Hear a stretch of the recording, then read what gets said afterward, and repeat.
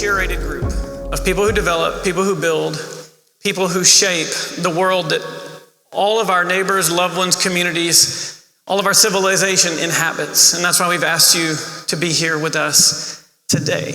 I am going to give you kind of the State of the Union of technology at ICON and formally announce a program for builders and developers all over the world to have this technology for themselves. And I'm going to give you a lot of context.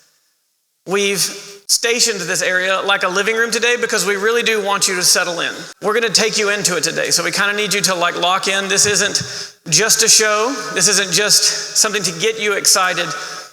I am recruiting people to join with us in this mission to build different, to build better, and to shape the future. We already have a volunteer here in the front row, my man. So after I set that stage, we're going to then deep dive into the technology, deep dive into a day in the life of running a robotic construction site. We're going to get into structural engineering, building science, architecture, regulatory affairs, the whole deal. We are going to give you, I hope, everything you need to know today to decide if you have the ambition and courage to join with us in shaping a better human future. We'll then kind of take a second intermission. First intermission will happen in the middle of all that. We'll let you get some cocktails for the first time, and we'll settle into a more human and less professorial speed. We'll have some of the builders who've already raised their hands up to the stage to talk about what they're doing, how they're going to use the technology. All day today, you're going to have a lot of questions. I think you should have gotten pen and paper and some nice stuff on the way in. Write down your questions all day. And then at the end of the program today, I will submit myself to as many of your questions as I possibly can. And then we'll hang out and keep talking. Feel like a good plan? Cool. So get comfortable. We are really going deep today. You would not be here if you felt like everything was going just fine in the way that we build. But it's not just that it's slightly problematic. They call what we're dealing with right now a global housing crisis. This is very personal to me. I grew up in a small town in Texas that was very prone to natural disasters. My hometown has been destroyed several times. I studied conservation biology, got into sustainable building in Colorado, actually built homes the old-fashioned way along the Front Range of Colorado. My first paying job out of college was as a programs director at a homeless shelter. From all that, led a building supply and technologies company, trying to make new and better ways of building more accessible and easy for everybody. Along the way, did my master's studies in aerospace, and sort of the short joke is, if you build things all day and then think about space robots all night, you kind of start a company like ICON, and that's actually not so very far from the truth. But I hope what you can feel, I've been at this for 20 years. It is my life's mission to transform the way that we build toward affordability, toward dignity, toward beauty, toward sustainability. It is the mission of my life. And it is what we together here at ICON have been working on. To put a sharper point on this problem, the way this problem is felt by the industry, many of you in this room feel this way. Around the year 2000, the average age of a skilled construction worker was in their late 30s. 15 years later, the average age of a skilled construction worker is in the late 40s, beginning to push 50. For every 5 construction workers who retire, only 2 are taking their place. And 40% of skilled construction workers are expected to retire in the next 5 years. It's a problem, and it's about to get profoundly worse. The way this translates into cost is the latest studies that have been released suggest that we expect the cost of construction to rise 6% per year, compounding kind of as far as we can see. It's only going to get worse. The way this is affecting the people that we build and develop and design for, 15 years ago, the average cost of a home in America was $220,000. The average cost today is $440,000. The average cost of a new home is over $600,000 today. That means for the average American, it takes you 44%, approaching half of your income, to even afford to own an average American home. Now, once upon a time, there was a world where the few owned everything and everyone else had to rent from those few. That was called feudalism. We didn't like that world, and we're going in the wrong direction. Some people are trying to fix it, but in efforts to squeeze cost out of the way we already know how to build, we've had to reduce quality. Usually, The answers to making things more affordable with conventional construction is make it uglier and make it worse. Nobody will say that, but it's kind of the only levers we have left to pull. And the result is right now, 6.5 million homes in America are below modern building standards. And we have a 4.7 million home shortage of the right homes at the right price in the right places. This is creating a perfect storm of falling quality, falling skilled labor, which compound each other, increasing price, increasing demand. The lines are kind of crossing right now, and it gets rather frightening if we don't figure out a way to solve this in the future. Human shelter is a basic need, along with food and water. It is very hard for me to believe that the future can be incredible if we don't get the basic human things correct. There's a lot of talk about AI, we talk about it. There's a lot of talk about going to the moon. We also talk about that around here. There's a lot of talk about longevity, all these like cool things that could be a part of our future. I don't think it will matter if we don't get the basic things done with dignity for most people on this planet. I think I'm preaching to the choir, as I said. I am recruiting you into joining forces with ICON to do something about this. We don't have to be bystanders and observers of the world that's getting built. Our thesis at ICON is that we can bring high technology, specifically robots and AI systems, to bear on these problems, and they will do what they have done for many other industries: increase productivity, decrease price, while actually increasing precision and quality. So it's actually not that brilliant of an idea. But that's a fancy thing to say. Where do you start? According to the National Association of Home Builders, this is the average cost to build, not the land, just the actual labor and materials, the cost to build a new home in America. And you will see in red there that the wall system is the most expensive part of modern construction. It's the most materials intensive, it's the most trades intensive, but then also the walls create the form and feeling of a home. So it's just like a very powerful thing to automate, both for financial reasons and also kind of for like romantic reasons. And so that's what we've been up to for the last 8 years here at ICON, trying to develop intelligent machines that can help us build a future in line with our values. We have built around 250 buildings to date. We have built homes for the homeless. We have built production scale homes with Lennar. We have built high-end architecture forward experimental homes. We have built urban infrastructure. We have built urban infill housing. We have built military housing. We have built hospitality and second homes. We have built secure facilities. And the reason I'm saying all this is to both give you all the comments like, this is working, and to say this is not like a little niche technology. This is a profoundly new way to build anything. Kind of like you can build a shack with a 2x4, or you can build a mansion with a 2x4. This is a technology with almost unlimited potential for the way that we build. We've gotten to work with some of the coolest people on the planet on this journey. Some of you are actually in the room today. I say this not really to brag, well, maybe to brag a little bit, but to say the very best people on earth have trusted us with their projects, and you can trust us too. And in fact, these are the kind of people you get to work with when you're trying to do cool, ambitious things in the world. If you wave a boring flag, you will get boring results. If you wave an ambitious flag with deep intention, you will get a very different result. But ultimately, what this technology has to deliver for us is not a couple of these things. We at ICON are insisting on the delivery of all 6 of these things. Affordability, of course, leads the pack. But if you have affordability without speed, beauty, safety, comfort, and sustainability, it is not a solution. Trailer homes have been around for a long time. When I was born, me and my family lived in a trailer home. I'm not knocking it. It is not the solution to the future of our housing. But if you forget affordability and all you have is beauty, sustainability, safety, comfort, you won't make a dent. You actually have to insist on having all of these things together, or we can't have a better future. And isn't the whole purpose of innovation and invention to steer the world toward the things that we hope for, that we dream of, that we long for, and that we value most deeply? I want to say a word about cost. We're going to talk numbers today. So here comes the first bit of detail. The average cost of construction for a wall system in America, according to the National Association of Home Builders, is $35 a square foot. I'm going to be saying that number probably a lot today. Other people are going to say that number a lot today. In that $35 a square foot number for a wall system, we're including framing. Actually, let me go inside to outside. Float tape texture, drywall, framing, moisture barrier, siding. That's the things that our technology today replaces, and that's what I'm talking about when I say $35 a square foot. In the early days, when we printed the first permitted 3D printed home in the world, it was $315 a square foot. It was a promising start, but we had a long way to go, and we have been working for 7 years to get that cost under that bar. About 9 to 18 months ago, we finally limboed under that bar.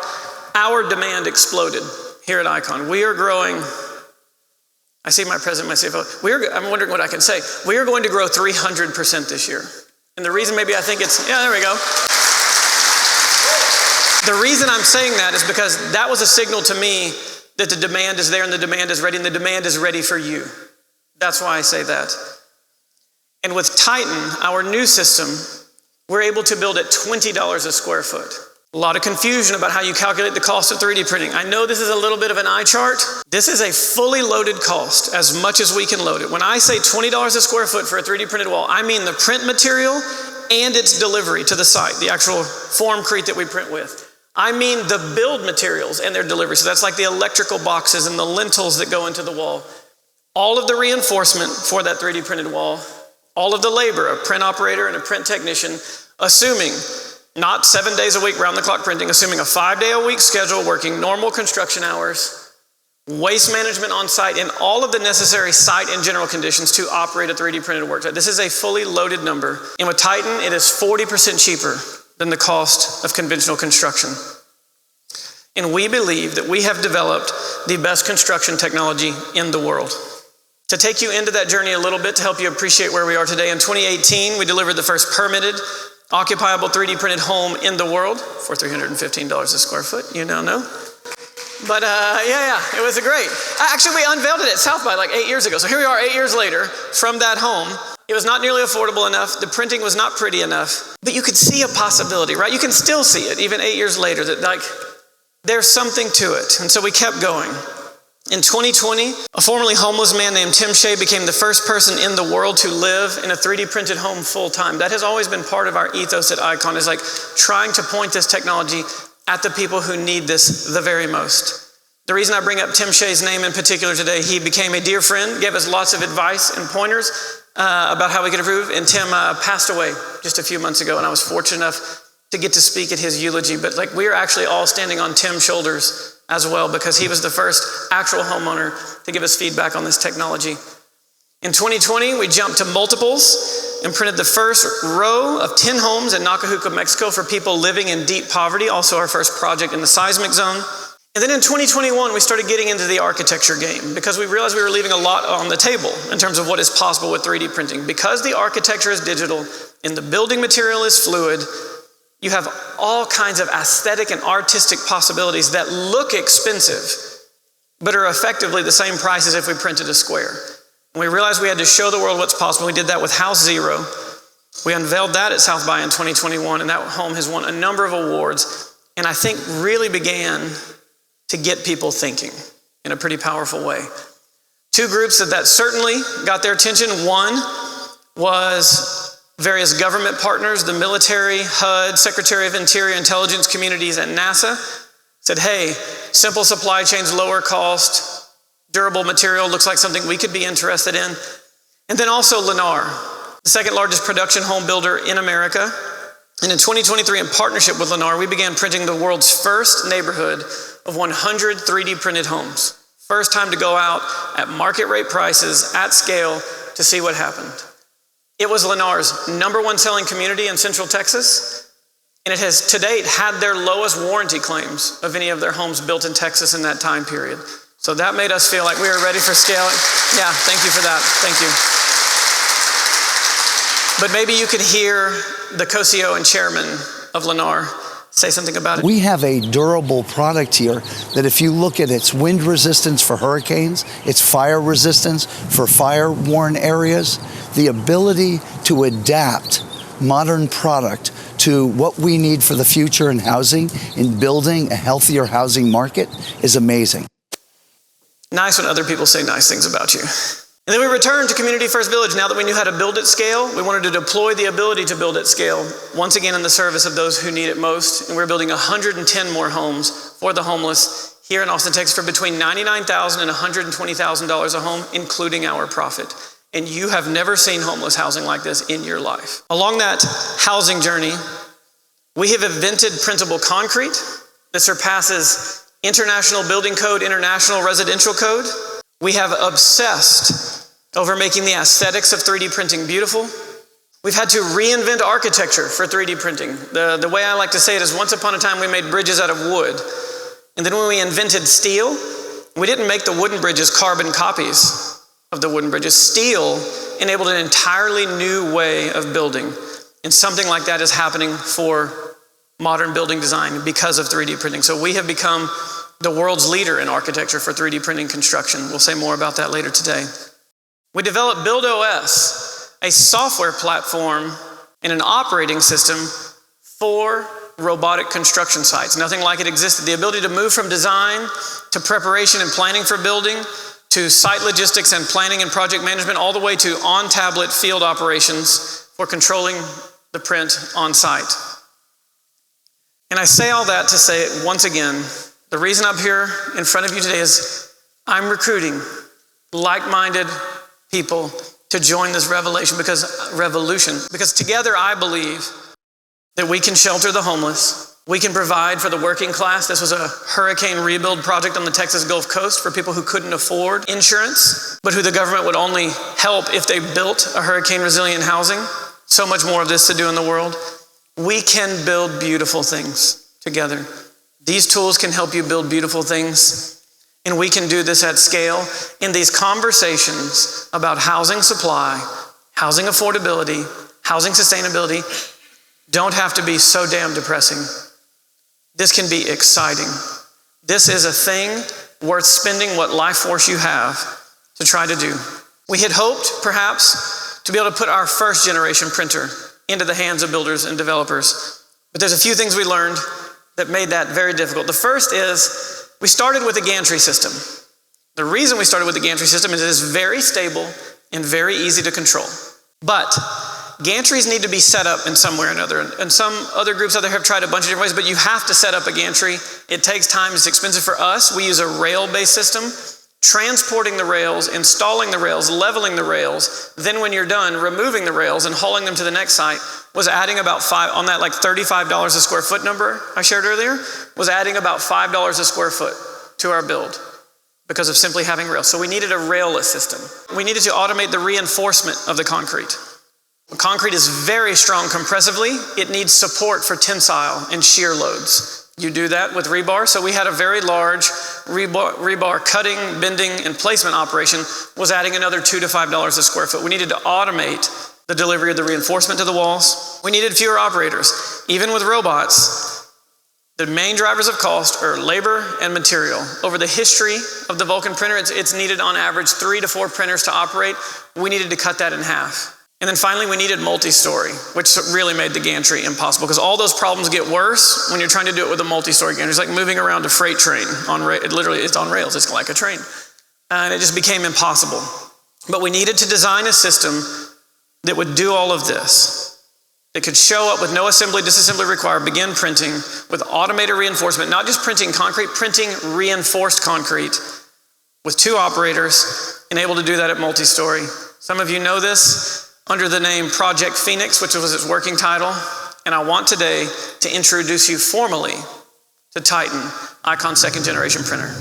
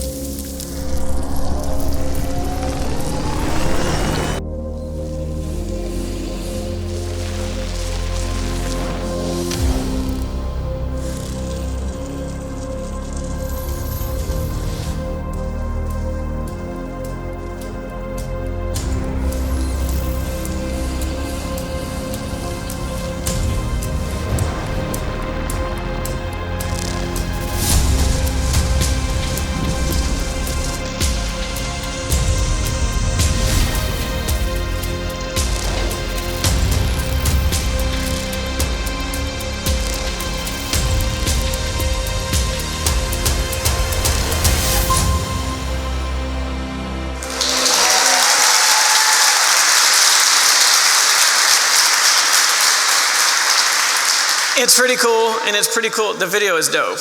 But what's also dope is like, this is real. You can see it with your own eyes. I meant to say this in my introductory remarks. After we've all got a few cocktails in us, or whatever at the end of the day, this evening, tomorrow, and Friday, we will be doing tours out at Printland where you can watch Titan print with your own eyes. We're inviting you right into it. We are doing final print calibration testing on the engineering verification unit before we go to full production here. And so you'll see it's a print setup where we do big turns, tight turns, start, stops, print to multiple objects, just trying to tune in the accuracy. And you're welcome to go put your eyes on it. The video is cool. It actually is even cooler in person. There's a lot we could say about Titan. Now, we will be saying more about Titan today, but to once again reemphasize the big problems that get solved with Titan is that you can operate this with two operators. A traditional wall system in America takes between 50 and 60 days to build, takes between 15 and 20 people for $35 a square foot. With Titan, you can do the same thing with 2 people in 7 days for 40% less. 27-foot max print height for nominal operation. For some special operations, we can actually go a little higher. We have a 3D printed church we'll be telling you a little bit more today that is almost 10 feet taller than that. No rails needed. As you saw, it takes itself off the truck, self-mobile, pulls up to the job site and can begin printing within hours of arrival at $20 a square foot. The very first thing we ever printed with Titan, the prototype Titan, was this thing we call House of Phoenix. This was 2 years ago, and you can see it's not ready for prime time, but if you can remember the Chacon house and the journey we made from Chacon house to today, the world that humanity is about to be able to build is incredible. What happens when things like this are faster and cheaper to build than the boring squares that we're used to? I want to give a shout out to a group in the room today, Powfinger, without whom I could not be standing on stage today. Powfinger is our most important manufacturing, engineering, and design partner. Powfinger is the leading manufacturer in the world of large-scale precision equipment. We are standing on almost 100 years of history of engineering, design, and manufacturing. They have helped us get to this moment probably half a decade faster than we could have got there on our own. Powfinger team, could you stand up, please? There they are. We appreciate your partnership in helping make the world a better place. If you want to learn, if you want to geek out about how you control gigantic robots with precision in all kinds of applications, they're here all day. But I just wanted to note their partnership, that we just would not be here without you, and the world is going to be blessed because of what you all have done here. So thank you very much. But something else to say, it's not just a printer. Some of our competitors have tried selling printers and just good luck with the rest. This is an entirely new way to build. What we can't give the world is just a printer. It's a new way to build, and we have to support the world in that whole new way to build. And we will go into all of these things today. But the robots work in close concert with extrudable concrete that we call Formcrete for the Titan. There is a wall system that you're going to hear about the evolution. If you just print a form and solid fill the walls, you are never getting to $20 a square foot. The amount of testing and engineering and innovation that actually has to go into the wall system to make this work, a wall system that we hold the patents on and will continue to improve and perfect. The software for operating a robotic construction site. An average builder doesn't know how to schedule around and work around robots. None of the other existing project management softwares can help you plan for robotic construction. And then the architecture, which wants to take different form. All of this has to work in symphony. And then we have to support you. If there is, besides that you can build better, faster, cheaper, if there's one other thing I want you to walk away with today, is that Icon's got you. Because as we put these tools into the hands of builders and developers all over the world, we are providing your material delivery. We are providing your warranty, your field support and engineering, everything you need, your permitting and regulatory support in your markets. Everything you need to succeed, we have got you, and we are on this mission with you. So what that printer will do for you, there's probably 2 flavors of builders in this room. One Titan can print 25 to 50 homes a year, depending on really how fast you're operating and moving and the style of business you have. But the 2 basic styles are, some of you are subcontractors. You build foundations, you build wall systems, you build roofs, but you work for other developers and contractors to produce in the world. So you would run kind of a print-only business. You print, move on, high-speed throughput, is what you're after. Per Titan that you own, at $20 a square foot, you can produce a $2 to $3.5 million business for yourself. 2/3 of builders in America don't even make $2 million a year. Others of you are general contractors. You deliver the whole thing. If you're delivering full homes with Titan at those kind of production rates, per Titan that you own, you have a $12 to $20 million business. That's what Titan is capable of, per Titan that you own. We think this is not only going to make the product you deliver better and more affordable, we think this is going to make your business better. And again, today I'm asking you to join the revolution. Jason, sounds great. How much is all this going to cost me? This is the 2026 price sheet. Per Titan with a 3-year warranty is $899K.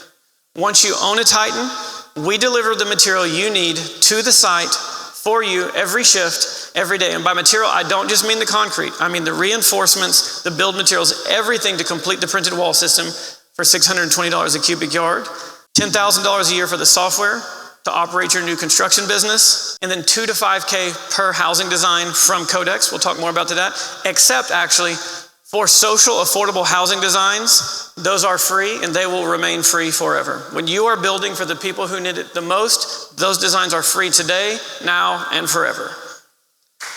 Great, yeah.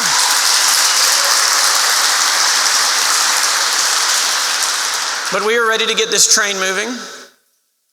Some of you have already raised your hand. Some of you have already reserved Titans in this room.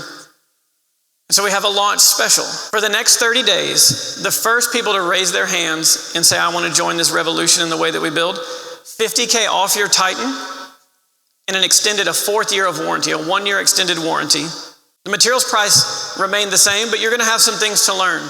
And so the first house is on us. For your first print, we will provide all of the materials for free so that you can get up and running and get underway doing this. Your software will be free for your first year. And we are going to design a home for you, for your business, for your market, for free in Codex that then you get to use. That's the launch pricing for 30 days. If that sounds interesting at all,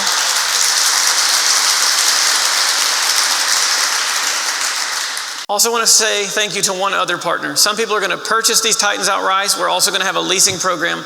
Wells Fargo, a longtime partner of Icon, has stepped forward to be the preferred financing partner for the Titan print system. If you need to finance your system, we will be releasing all these details as we engage with you, but Wells Fargo will be our preferred financing partner. Wells Fargo also funded our I-99 design competition, designing homes that can be built for $99,000. So they have sponsored architecture programs for us. They're helping people afford to convert their business to robotic construction business. And also for you and for your homeowners. If you're a member of the Icon Builders Guild, when customers get a mortgage on a 3D printed home with Wells Fargo, they will have a 50 basis point lender credit that can be used for mortgage buy down, deposit, etc. The details we'll of course provide, but they are going to step forward and help people to be able to afford these better homes. Wells Fargo, where are you at? Please stand up. We just want to say thank you. Thank you so much to the Wells Fargo team. We have talked to every bank in America. There is not a big bank in America that is more committed to housing affordability and home ownership than Wells Fargo, and they just continue to put their money where their mouth is. But there's something interesting I also want you to note. Part of the reason Wells Fargo is doing this is because they see that there's going to be a collective power in this Builders Guild. Our collective scale will open up opportunities for us. I believe this will become the fastest growing channel collectively of new home construction in America. Wells Fargo raised their hands first, but I think there's going to continue to be benefits that will accrue to our collective benefit, to lower the pricing on all the other materials, to buy things at bulk, et cetera, et cetera. Some fun things there are in the works. We'll have more to say in the future. $20 a square foot. That's what all that gets you. 40% cheaper than the national cost of construction today. But remember, those costs are going to be going up 6% a year. In the next 18 to 24 months, I expect us to be roughly half the cost of conventional construction. The way we do things today is going to get more expensive. We are going to be continuing to work to drive down cost. Last slide for me. How does this work? I'm with you, Jason. Let's go. I don't even need a cocktail. Once you think you've got your head around this, We need you to raise your hand and put down a $5,000 reservation on Titan so we can start market planning and know how many of these things to make. Once you've got a reservation, you will get a business consultation from us. We will deeply understand your business. How many homes do you want to build a year? In what markets? At what price point are you trying to sell? We are going to make sure that you are set up to succeed. We are going to be your partner. You get the Builders Guild membership and all that comes with that. We will begin working on codex designs for you so that you have a catalog of homes that you know work for you and your business. And we will work together to identify your first project together. We are not going to give you a printer until you have somewhere to use it. We're not just selling you a product, we are helping your business succeed. Once all that is done, you've got your financing and leasing approved. Now it's time to move to purchase order. You do not have to move to purchase order until all that is done, and both of us have great comfort that this is going to work. We will then train you and your team. We will deliver your Titan to your first project site and be there on site to help you get it going. And we will continue to provide you regulatory support, warranty support, materials delivery support, field engineering and repair support to make sure that you succeed. If you haven't heard it already, this is an invitation to not just complain about these problems, but to do something about it. I hope you will join us in the revolution.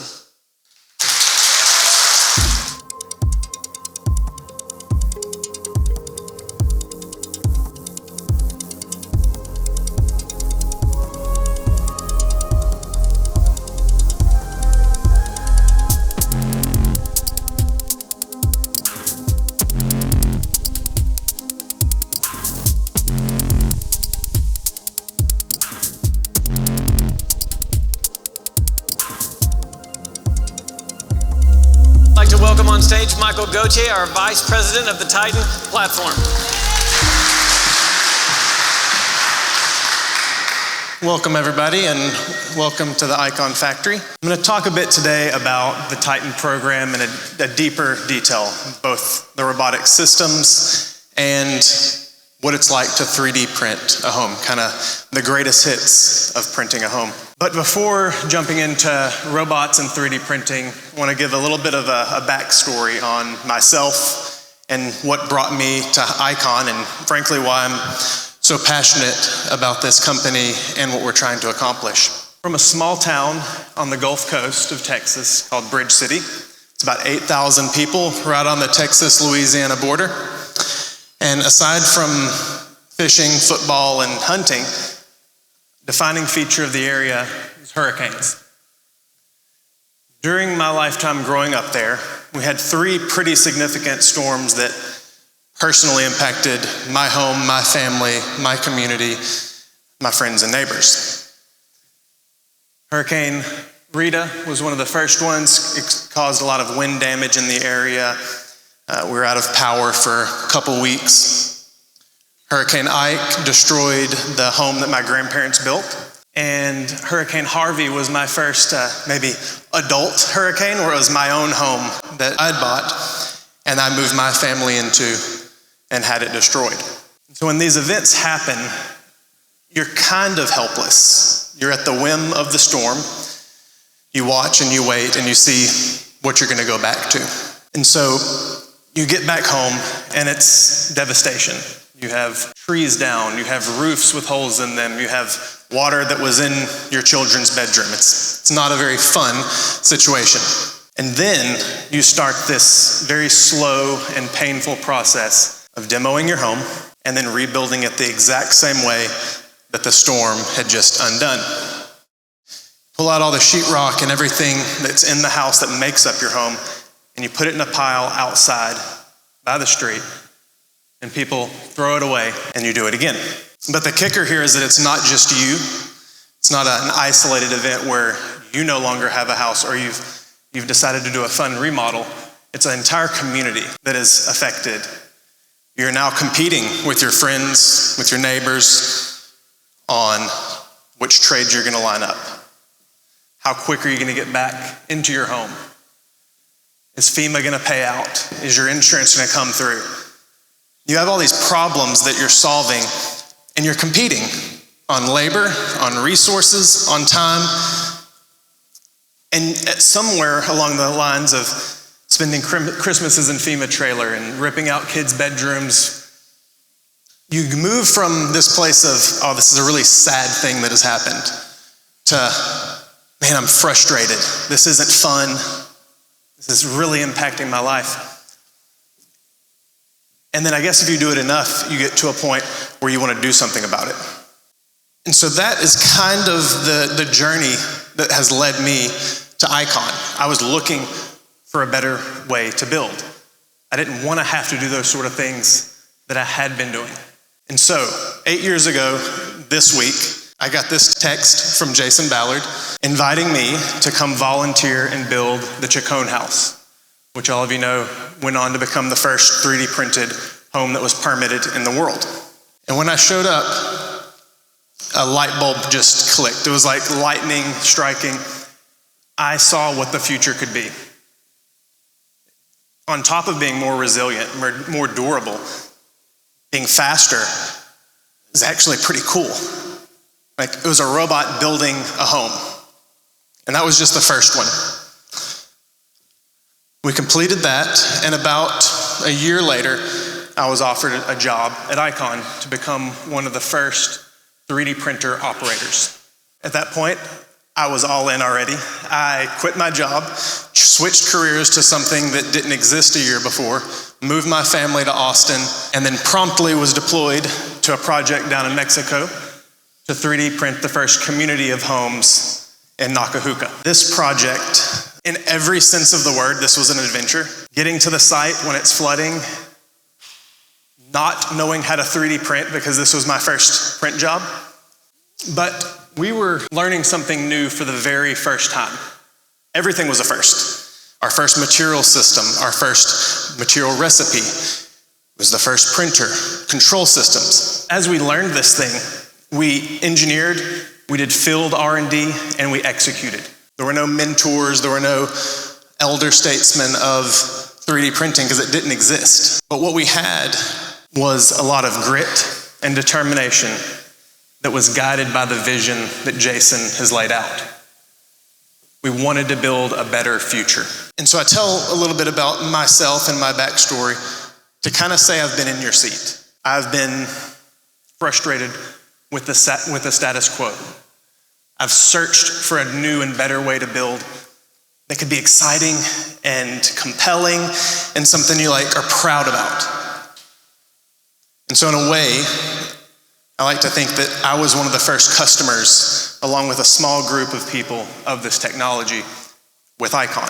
So 8 years of learning, of printing, of changing. And we believe we're ready for all of you to join the Builders Guild.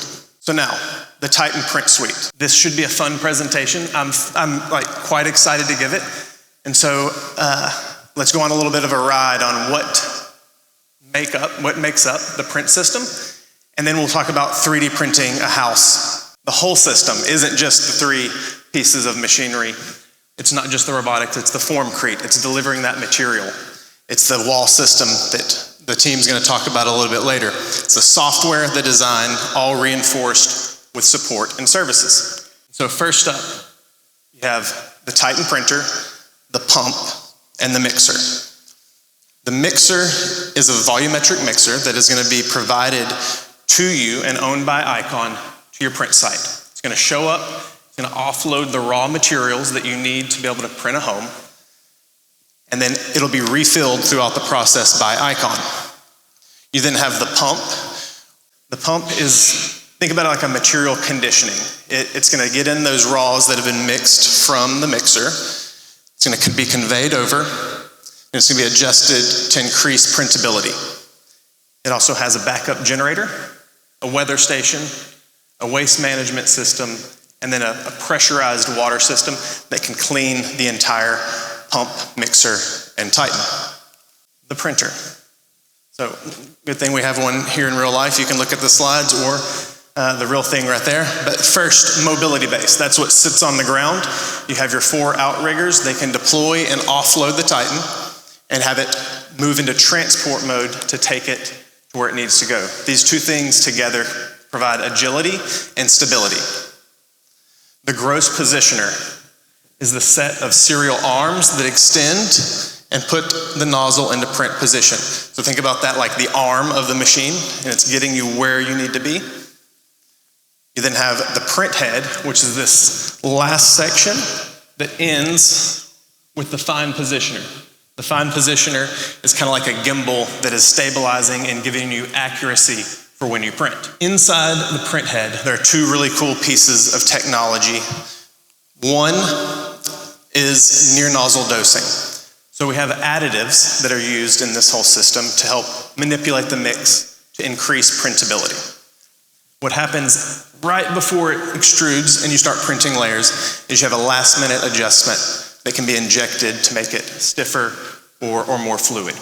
And then finally, inline reinforcement. So this is a spool of cable that fits inside the print head and allows you to print reinforced formcrete. That entire formcrete system is not being shipped here from Icon in Austin and going to Georgia or California or Florida. We're setting up local supply chains in the markets that Titans exist. And you're gonna be using local material, local supply chain to print homes. So if you think of the three in a link, mixer, pump, printer, you get raw material in, you begin making formcrete, and all the steps along the way are helping manipulate the mix to make it a printable material. So because Titan is a robot, it's not just some machines, there are sensors. The sensors on site are looking at material quality, bead quality, or your layers, and safety. So there's a whole set of things that Titan does on its own. It senses what's happening through things like vision systems, GPS, temperature, pressure, flow, and it's making decisions. Now when it needs an operator to make a decision, it alerts that operator using the software so that they can then make a decision on site to continue the process. They're gonna get those notifications through the software suite we call BuildOS. It's everything from design through construction. So the first one, Codex, Jason briefly mentioned it, digital catalog of architecture. Julian will go into this a little bit deeper and you'll see some more things that are new coming to Codex soon. You have design, which is, you could think of this as like 3D printifying, if that's a word. Building instructions, so that it is a 3D printable model with all of your bill of material, the full model to make sure there's no conflicts, and that then is transported to the plan app, which takes that digital model of the thing that you're gonna print and applies it to a job site. And so it's not, I wonder where Titan goes here. No, the system scans in the site, you can scan in the slab, and you place all the machinery where it needs to go. It'll walk you through this step. It also works as project management software, so you can track your schedule. And this can happen for 1 Titan, 10 Titans, in multiple markets over multiple projects. And then finally, you have the print app. This is what operators walk around all day with. They can check in, see where the printer is, what the printer is doing, see what steps are coming next through something called task-based notifications. This is how an operator knows what is going on, what is my next step. It's telling you what to do. And then I think you'll see a theme here in the presentations that it's not just selling a printer, it is the support that goes along with it. This includes the training here at Icon and virtual. It includes maintenance. If you want to call and have remote support, you can do that. You can have people come on site. It's the full system of support that combines the robotic performance with human touch and support on site and remote. So now we're going to talk about printing something. Anyone know the first step of 3D printing a house? Come on, somebody. Pick what you're going to print. Yeah, it's an easy one. So the model that we're going to pick comes from Codex, and it's the TexNext Ranch Mesa. It's going to take 7 days with 2 operators on site per shift. It's a 2,500 square foot, 3-bed, 2-bath home. And it would need right about 60 cubic yards of formcrete, which would be delivered to your site in 10 deliveries. And then there's also, in addition to the formcrete, you have material, build material that's gonna go into the wall. Everything you see here is gonna be placed by an operator on site. You have your electrical boxes that drop in as you print. You print on top of them. You have lintels. These are going to go over doors and windows. Vertical cores, which tie the foundation, wall, and roof together. The reinforcement spools that are going to go inside the print head and allow you to print reinforced formcrete. And then finally, reinforcement ties. Think of these as big staples that connect the interior and exterior wall together. And so in addition to delivering the formcrete to the site, all these are going to be bundled and show up because you already have a digital file that has a model of the home. The entire bill of material is laid out, arrives on site for you to use. The phases of the print. You got setup, and you can think of this as every activity prior to hitting print. Startup is when you begin creating the material, priming the lines just before you send material to the nozzle. Printing is pretty self-explanatory. It's stacking beads until you have a fully completed home. Task-based workflows are those prompts that are given to the operator on site to make a decision. And then finally, you have your shutdown and clean out. So, Titan has started up. You're going to deploy the outriggers, and it's going to unload itself from the trailer and be in transport mode to bring itself to where it needs to go based on your GPS positioning system.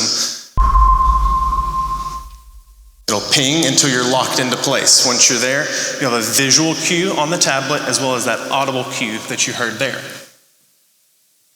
So one thing to quickly orient around on the left side here, these are going to be layers going up, so you'll notice those continue as we go through the presentation. The top is linear, what's happening along the print, and then the right side here is the task that we'll be accomplishing. Now you're in position. You're oriented to the slab. You're going to set up, you're going to calibrate everything, connect all your lines, make sure you're aligned, and then the last step would be to run a dry run. Dry run is basically printing without material. It's going to do the entire print path to ensure it's in the right place and everything's properly set up. Perform an auto systems health check where it bump tests every motor, pump, you name it. And then you'll begin creating material. Remember, mixer is going to show up, provide the raws, convey to the pump, and get it to Titan. Once you've started making material, Titan is going to start moving. It's going to let the operators know, hey, it's time to print. Make sure you stay out of the way. It's going to move into position. It's going to begin to lower the print head towards the slab. And then your first layer will start going down. This was taken a day or two ago over at Printland, so we'll see what they've been up to on the tours. That noise would be for a task-based notification. You now know that there's something the operator needs to do. That's also going to be prompted on the app. This one is the placement of the cross ties that span the interior and exterior bead. And the operator is just going to place them throughout. There's no need to interrupt print operations. You just continue. So this screen here is what a typical operator screen would look like. You have where you are in the print on the left. You kind of have the ongoing tasks that are coming. And then there in the bottom in the blue section, we have the material supply gauge. And so the three consumables that'll be on site that Icon's gonna provide to you are your formcrete, the additives, and the continuous inline reinforcement spool that goes inside the print head. Anytime these are running low, Icon will begin the process of automating that delivery to site. The mixer will show up, it'll offload those raw materials into the pump, and you continue printing just like normal. Next task-based notification is the placement of electrical sleeves. So because the system knows where every single thing is, it's going to prompt the operator when it's time to cut those out. Titan's also going to perform a little movement or a blip so that you know exactly where you need to chop these boxes out. And then you're going to print on top of them. It sets up the system so that the operator can be successful. They don't have to remember what to do next. The system is prompting them. Next task. Going to replace the reinforcement spool. And so because it is a robot and it has sensors, It knows exactly how many linear feet it has printed, and it knows how many linear feet of cable it's extruded. And so Titan will then notify the operator, hey, you're gonna finish this print item, and then I'm gonna place myself into a spool replacement position. It'll move after that print item is complete, open it up, load the new spool in, and hit reprint. Another activity that happens throughout a print is misting. Concrete loves to be moist, and so depending on environmental conditions, if it's a hotter day, you're gonna miss more, cooler day, a little bit less. I would say like the most common question we're asked is like, well, what happens if you mess up a bead? Which does happen from time to time. So we're gonna kind of go through that process. What happens if you do mess up a bead? So, anyone know what bird that is? Come on, the Austin folks know. Thank you, grackle. All Titans come with a decoy owl because decoy owls keep grackles off your beads. So make sure you get with us and we'll include that in the kit. So you have something happen. A bird lands on it. We've had raccoons do that. There was once an iguana in Mexico. You gotta pull and replace a bead. And so it's not that big of a deal. You pause the printer, and then it knows where that pause happened, and it will tell you where you need to pull that bead back to. Usually gonna be like a door, window opening, control joint, something like that. So the operator will pull that bead back to where it says, and then you'll resume print.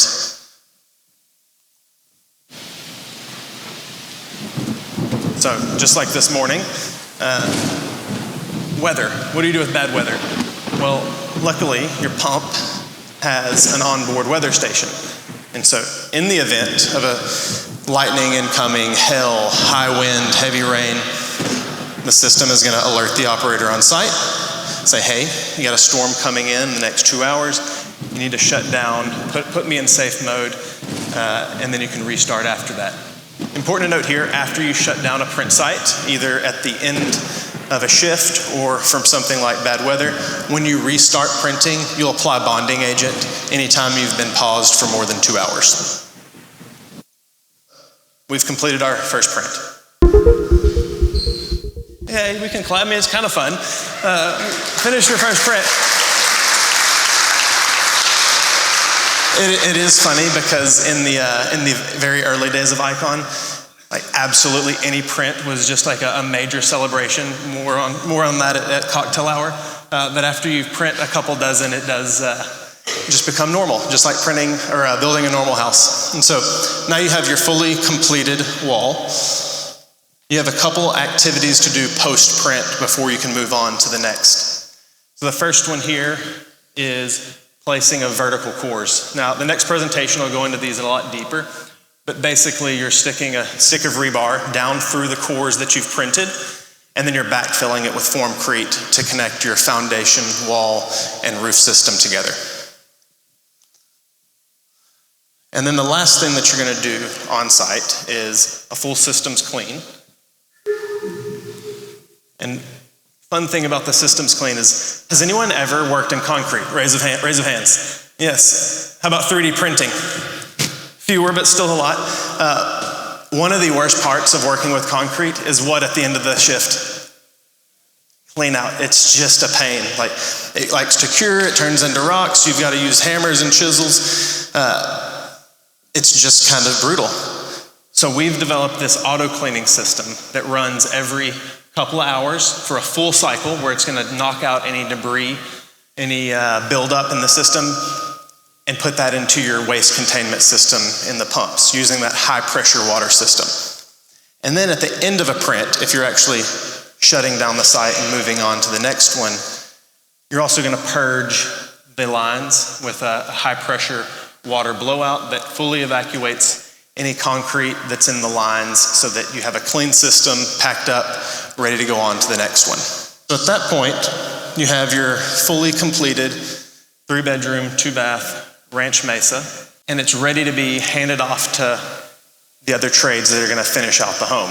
Titan then will go into transport mode once again. It can actually tow the pump because it's on a trailer as well. and you drive to the next work site.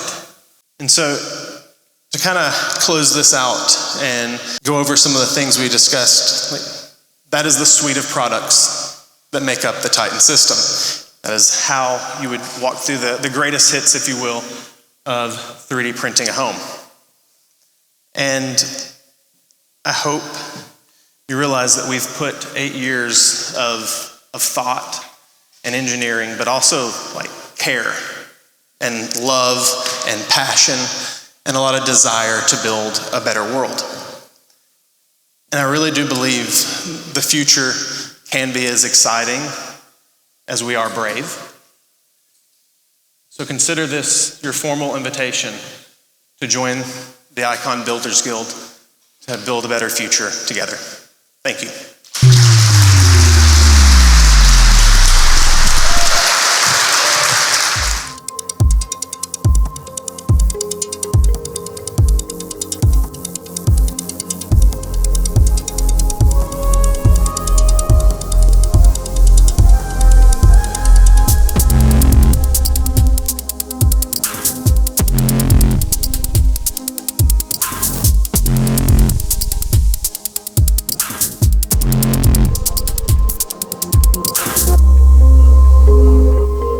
My name is Bungane Mehlomakulu, and I am the Director of Building and Construction Science here at Icon.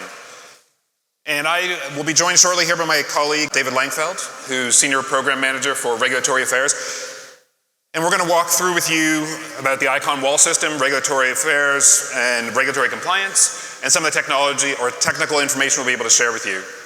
So I've been at Icon for over 5 years now. And before that, I had a 20-year career as a architectural engineering building consultant, working on large-scale projects, designing the mechanical, electrical, and plumbing systems. And for the first 10 years of my career, I spent a lot of time learning, obviously, but also like bringing new and innovative systems to market here in the US, systems that have been used elsewhere in the world, and like really trying to get people to think differently about how to approach human comfort in buildings. But after about 10 years, I took a beat because I wanted to understand more about how companies and organizations make financial and business decisions, because it was really struggling to see change in the industry.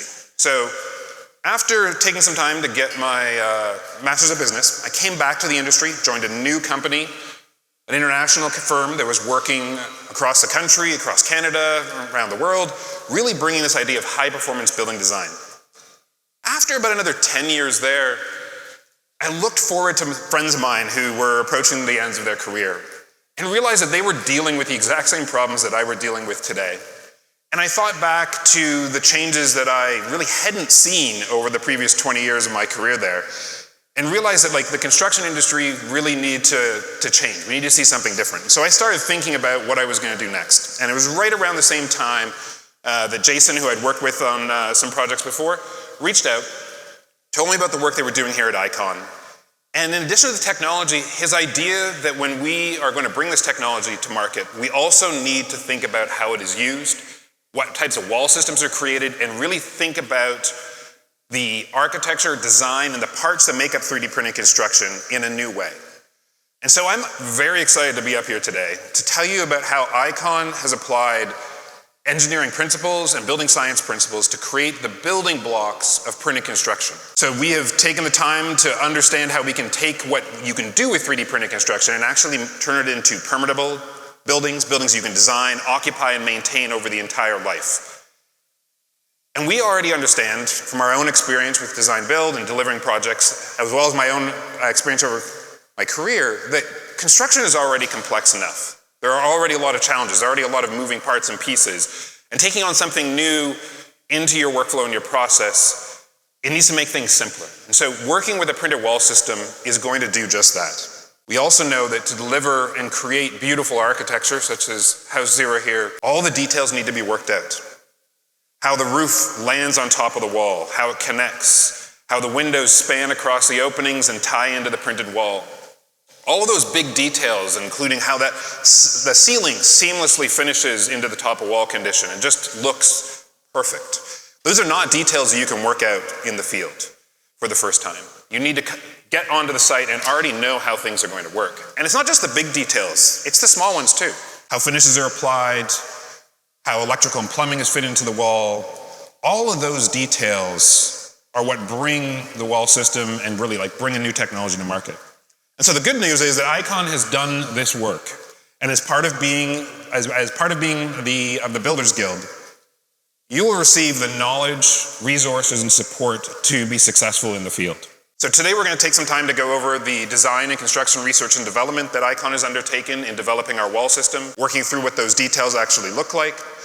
We're going to cover the regulatory acceptance process. What is available today for delivering permitted structures? And then we're going to close out with going over what type of technical knowledge and support you'll receive as a member of the Builders Guild. When we started thinking about printed construction, we wanted to create and collect all the essential details. So those top of wall conditions, the solid wall panels themselves, punched openings, large span openings. We wanted to take the MEP openings. We really wanted to take all of those details and understand how they work for 3D printed construction, because it is a fundamentally different way of erecting a building. You're building up layer by layer. And so that takes time and consideration. For each one of these components that we've created, and each one of the details, we put it through a process of looking at the fundamental first principles of engineering and development. We take the time to do the work, to learn from what we can take from that already exists in the industry, and really invent what isn't already there. We take that engineering and development, and we do testing on it. We do engineering testing, we do regulatory acceptance testing, large scale testing, small scale. And then the other important thing is that we actually try these all out here at our facilities at Printland. And we conduct constructability and what we refer to as printability. And so this is to make sure that when we come up with a new print path for a detail, it could be a brand new wall system, or it could be something as simple as a shower niche, that we understand what that print path is going to be, so that when you receive it in the field, you know that it's going to work. Same thing for construction and constructability. We want to make sure that when we're designing things, or where elements get designed, that there isn't some complexities that get baked in, that when you actually go to implement it in the field, you find out that your printing has been delayed and it takes a whole bunch of extra steps. So we want to understand before things get out into the field, what is the impacts on the overall print delivery. And we take all that information and we integrate it in with our software platform. Michael earlier went over what the details of each one of those modules are, but we take all that engineering, knowledge, testing, and information, and it goes into the design module. So when you bring your architectural design into the BuildOS environment and it gets populated and it becomes printable, you know that each one of those design details and features works. And that you have in the plan module the full bill of materials that you're going to need to be able to execute that detail, and that it's going to arrive at your job site. And then lastly, as Michael showed you, that the operators are going to know what tasks they need to complete at very specific times.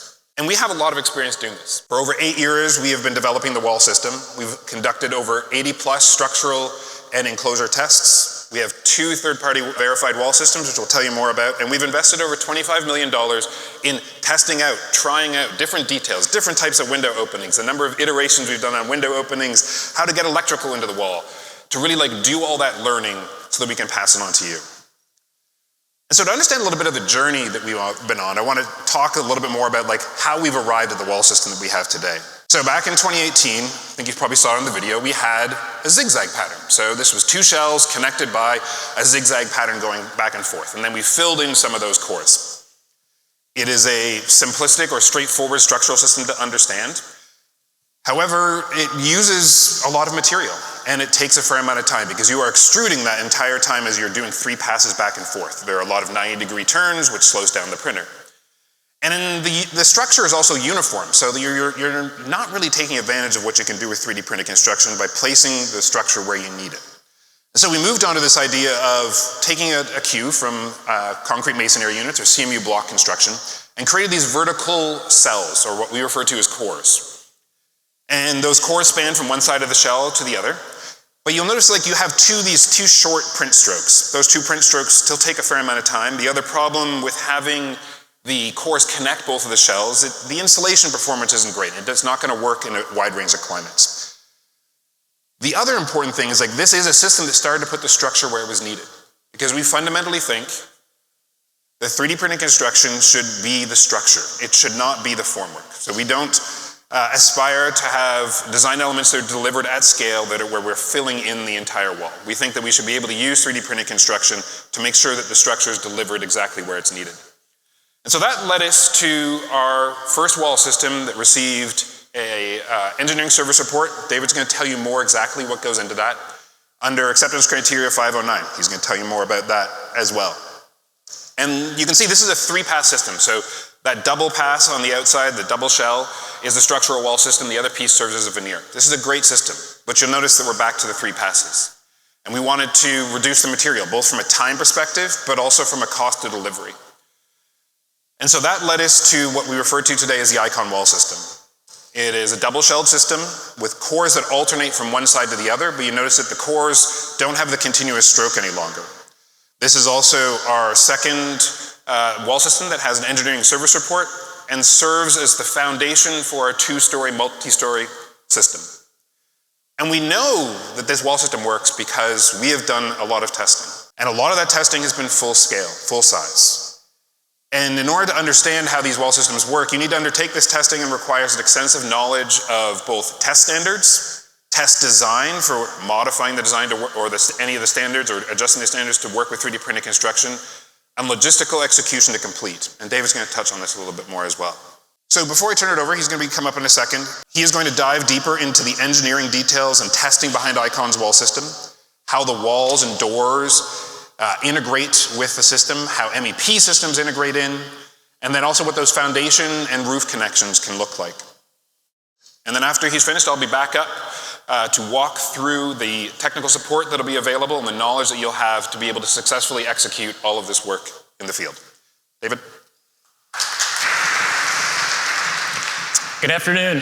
My name is David Langefeld. I'm a licensed structural engineer. I've been in the concrete industry almost exclusively for over 15 years. And in that time, I've been blessed to get to work on all kinds of different concrete structures. Buildings from homes to 60-story high-rises, bridges, tunnels, runways. And along the way, I've gotten to see all the many methods that we use to build concrete structures. And now adding to that list is 3D printing. So I'm really excited to share 3D printing with you this afternoon.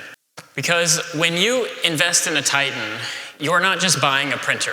Titan includes a high-performing, resilient wall system that's backed by rigorous engineering, foundational testing, and regulatory approvals. So this afternoon, I'm going to walk us through the wall system, what's actually inside it, how does it perform, and give you a sense of the regulatory landscape for 3D printing. Every day, people depend on structures for safety and protection, for shelter from the elements, and for comfortable and healthy spaces. We don't view those as 3 separate needs here at Icon, we view those as one. So our engineers here at Icon, we have developed one integrated solution to cover all of them. We have holistically and carefully considered material and structural performance, building envelope performance, and the MEP integrations. We've done this all while ensuring that the construction schedule and the cost is improved relative to traditional construction techniques. We've developed this wall with you, the builder, in mind, but also the end customer. Let's talk about material performance first. Our material science team has taken off-the-shelf ingredients and combined them in the right proportions and in the right order to be fully compatible with your Titan. Titan's material, called Formcrete, was developed, engineered, and tested to excel in 3 areas. First, Icon's material is constructible. That means that it's pumpable, it's extrudable, and it's buildable, all without formwork. Titan's material, the mixer, the pump, the printer, it was all designed as a system.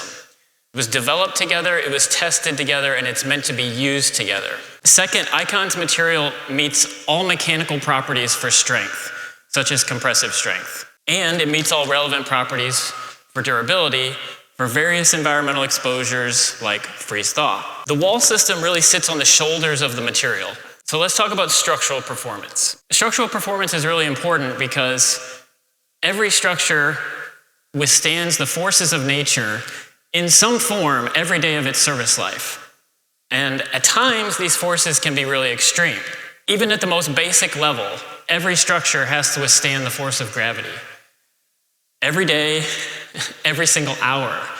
That means the weight of the floors, the furniture, the people, the roof, anything that's on the roof, like solar panels, mechanical systems, snow, all of that's bearing down on our walls.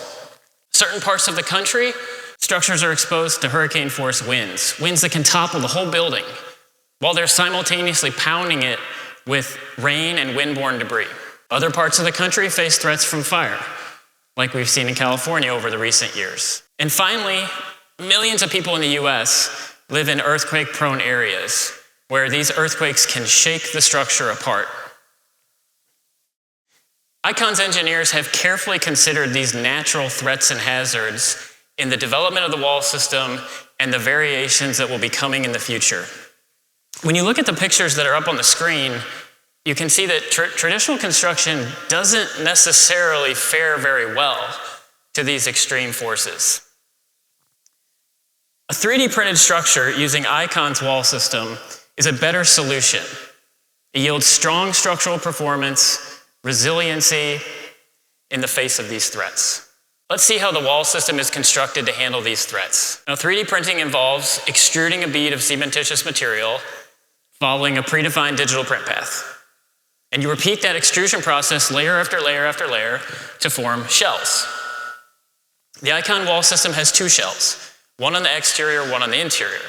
That's what your customer is going to see in the finished structure, but what's actually inside of that? The main structural carrying element inside of the wall are called cores. So during printing, while you're printing the shells, you're also printing the boundary of the core. And what you can see here is that our cores alternate sides, exterior, interior, exterior, and so on. And then after printing, that core is reinforced and filled. It's important to note that we don't solid fill the wall. We have gone to the effort to optimize the wall and put the structure where the structure needs to be. Now, between the shells and within the shells, there's three types of reinforcement: horizontal reinforcement, cross ties, and vertical reinforcement. So I'm going to cover them in that order. During the printing process, Titan is printing reinforced concrete. Titan automatically dispenses small diameter stainless steel wire rope within the bead. That's right.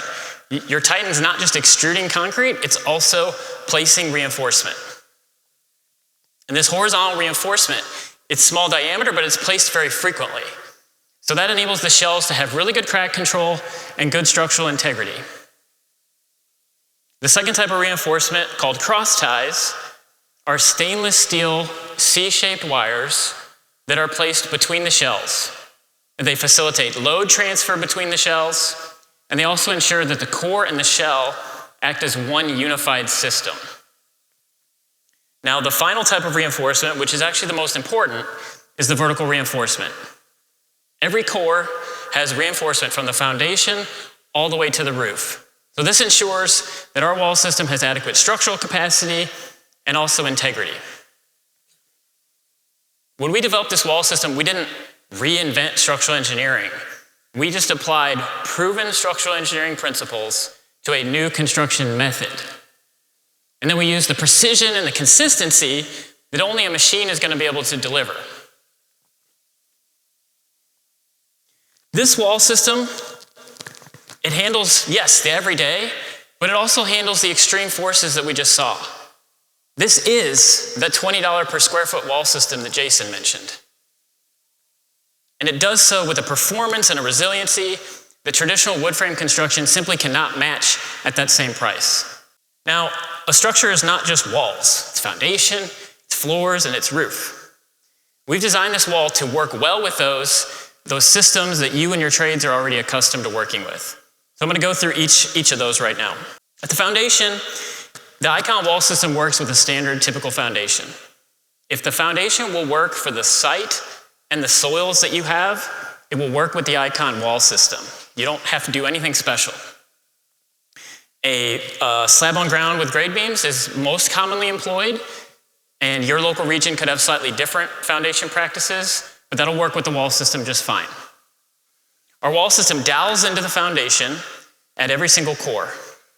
And then the vertical reinforcement laps with a dowel that's extending up from the foundation, ensuring that we have our structure tied to the foundation to handle what nature is demanding of it. When we move to the intermediate floors and also the roof, we've designed this system to work with conventional wood framing. So that means trusses, joists, things like that. At the intermediate floors, we use a bond beam, and that anchors the floor system. And then that floor system connects to that with mechanical anchors and hardware that's all readily available out of a catalog today.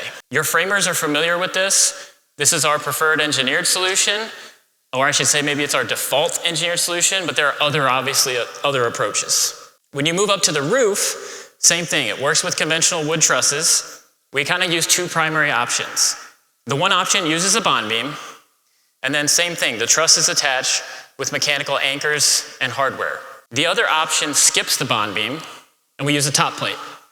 That top plate goes between the cores and attaches at every core using anchor bolts. So what we have is that roof is attached, and those wind uplift forces, those forces that are trying to rip the roof off of the structure, we have a clear engineered path all the way from roof down to foundation.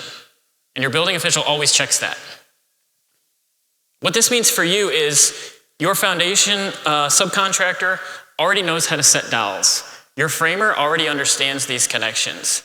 Your truss supplier already builds to these typical details.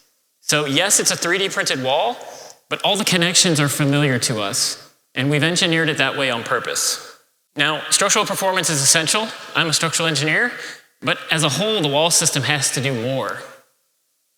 It needs to handle heat, air, moisture, and vapor. When I say heat, I'm just referring to how well does that wall resist heat flow. Are you cold in the winter and hot in the summer? The R factor, or the R value of that wall, is going to drive your energy bills and your occupant comfort. And when I say air, I'm referring to how well does that wall control infiltration and exfiltration. Basically, unintended movement of unconditioned air into the space and your conditioned air out of the space. By having a tight envelope, your HVAC system is going to work more efficiently, your occupants are going to be more comfortable. And when I say moisture, I'm referring to that wind-driven rain. It's trying to find a path into your building, and unfortunately so often results in callbacks and warranty claims in traditional construction. And lastly, when I say vapor, I'm referring to the invisible moisture that's in the air. Whether that's outside the building or inside the building, it's trying to go through the wall. And when vapor is not handled properly, it turns into condensation, problematic condensation. So your building envelope is the layer and the layers that are really responsible for energy efficiency, occupant comfort, long-term durability, and in traditional construction, it's usually multiple layers done by multiple trades. Icon's wall system, we've engineered this to have very simple solutions to all of these. Let's see how that looks in practice. So here's our Icon wall system again. Excellent thermal performance, which is readily better than code minimum, is achieved using open cell spray foam insulation in the thermally broken cavity between the shells. By optimizing the shell position, by optimizing the core position, we can leave that cavity mostly open, so we can get good insulation. The concrete wall, combined with the assembly, provides an excellent air barrier. And then an exterior masonry waterproof coating tested to ASTM E331 provides an effective moisture barrier. Windows and doors are part of the envelope too. And Icon's wall system works well with conventional windows and doors.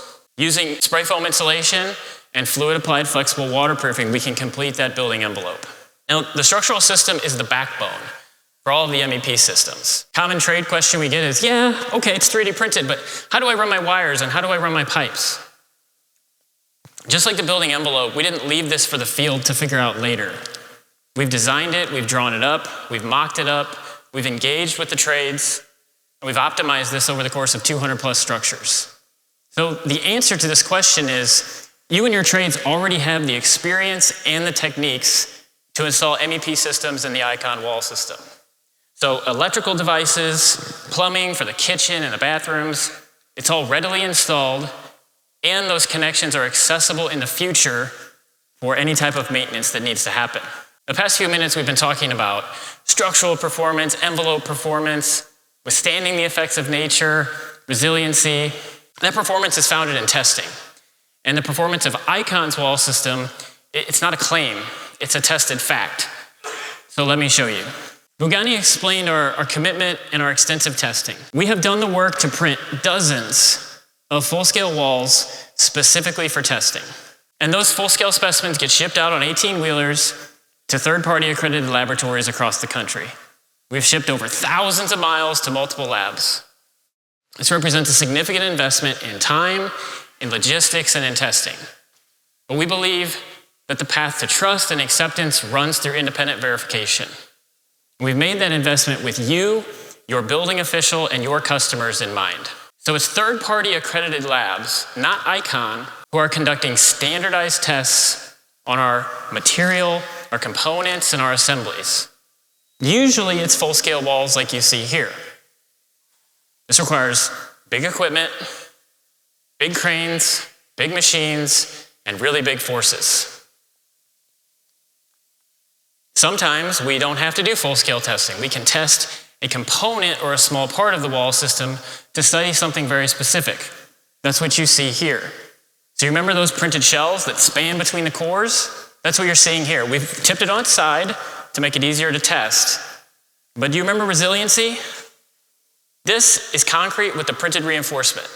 It's bending a lot, but it hasn't broken. This is the behavior that enables our structure to absorb energy and then redistribute load. It's exactly what you want in a resilient structure. Other times, we're simulating those natural threats and hazards I mentioned earlier. This is a fire test, but we also run tests that simulate hurricanes, tornadoes, earthquakes. For example, the tornado exposure test involves impacting the wall with a 15-pound 2x4 that's launched at 100 miles per hour. Do you remember that video clip from a few minutes ago where we made toothpicks? That was the tornado test. The wall holds up. In the fire test that you see here, we're following ASTM E119. So we're applying vertical structural loads to that wall while simultaneously exposing it to a fire on the other side. Concrete holds up to this and those other natural hazards. And we have the independent test reports to prove it. So altogether, ICON has made a significant investment in testing. If you don't even add up the individual tests, you just look at the procedure that we're using for material, for structural, for envelope, for extreme weather, that spans almost 24 standardized test procedures from ASTM, from ACI, from ICC, from the Florida Building Code. And from that testing, here's just a few key characteristics of the ICON wall system. So from this testing, we have a test-backed engineering design method. The wall has a 2-hour plus fire rating. It can withstand hurricanes. It's rot, mold, and pest resistant. These characteristics and many others are all supported by third-party accredited testing or engineering assessments. So let's recap this. The wall system just described was developed especially for your Titan. We have carefully and holistically engineered it from the start. We have addressed the structure, the envelope, and the MEP systems. It has a proven performance. We have taken the ICON wall system and it's gone through third-party accredited testing. The wall system's performance is not a claim. It is a test result. And from that testing and from the engineering analysis, it's clear that the ICON wall system is superior to traditional wood frame construction. It simply offers a better performance for less cost. Now that you know about the wall system, you may be asking yourself, well, how do I know I can take this wall system and get it permitted and approved where I live? The answer to that is clear. Today, ICON has taken this from concept to permitted reality. Our regulatory team of experts enables digital blueprints to transform into construction. 3D printed concrete walls are not currently addressed in the building code. Even so, we have a direct regulatory approval pathway today. So both the International Building Code and the International Residential Code include provisions in Chapter 1 that are called the alternate means and methods. And this provision exists specifically for this situation, to promote innovation. Now that innovation has to demonstrate that its performance meets or exceeds the intent of what's in the code already. And it's the building official who holds the authority to do that. The alternate means and methods is used routinely by building officials. It works. ICON has successfully navigated that on all of our projects. We didn't just stop at testing though. We wanted to make the regulatory approval process as straightforward as possible for you and your building officials. So we have an ESR, an Evaluation Services Report. What does that mean? What that means is that independent engineers from ICC Evaluation Services. Okay, that's the evaluation arm of the exact same organization that publishes the building code. They have taken our test data, our engineering analysis, and looked at our quality control procedures. And those independent engineers have published a report confirming that the Icon wall system complies with both the IBC and the IRC. An ESR is the gold standard of product compliance. Here's what this means for you. The ESR is recognized and trusted by building officials. When you give them an ESR, you are giving them a document from an organization that they already work with. This also streamlines project approval because the evaluation work has already been done. They have everything that they need to make a determination. And they can do that without having to become an expert in 3D printed concrete. And lastly, that ESR is continuously maintained. When the wall system is updated, when the code is updated, the ESR gets updated. You can have confidence that that's going to be with you. And while we have a regulatory pathway today, the future is already taking shape.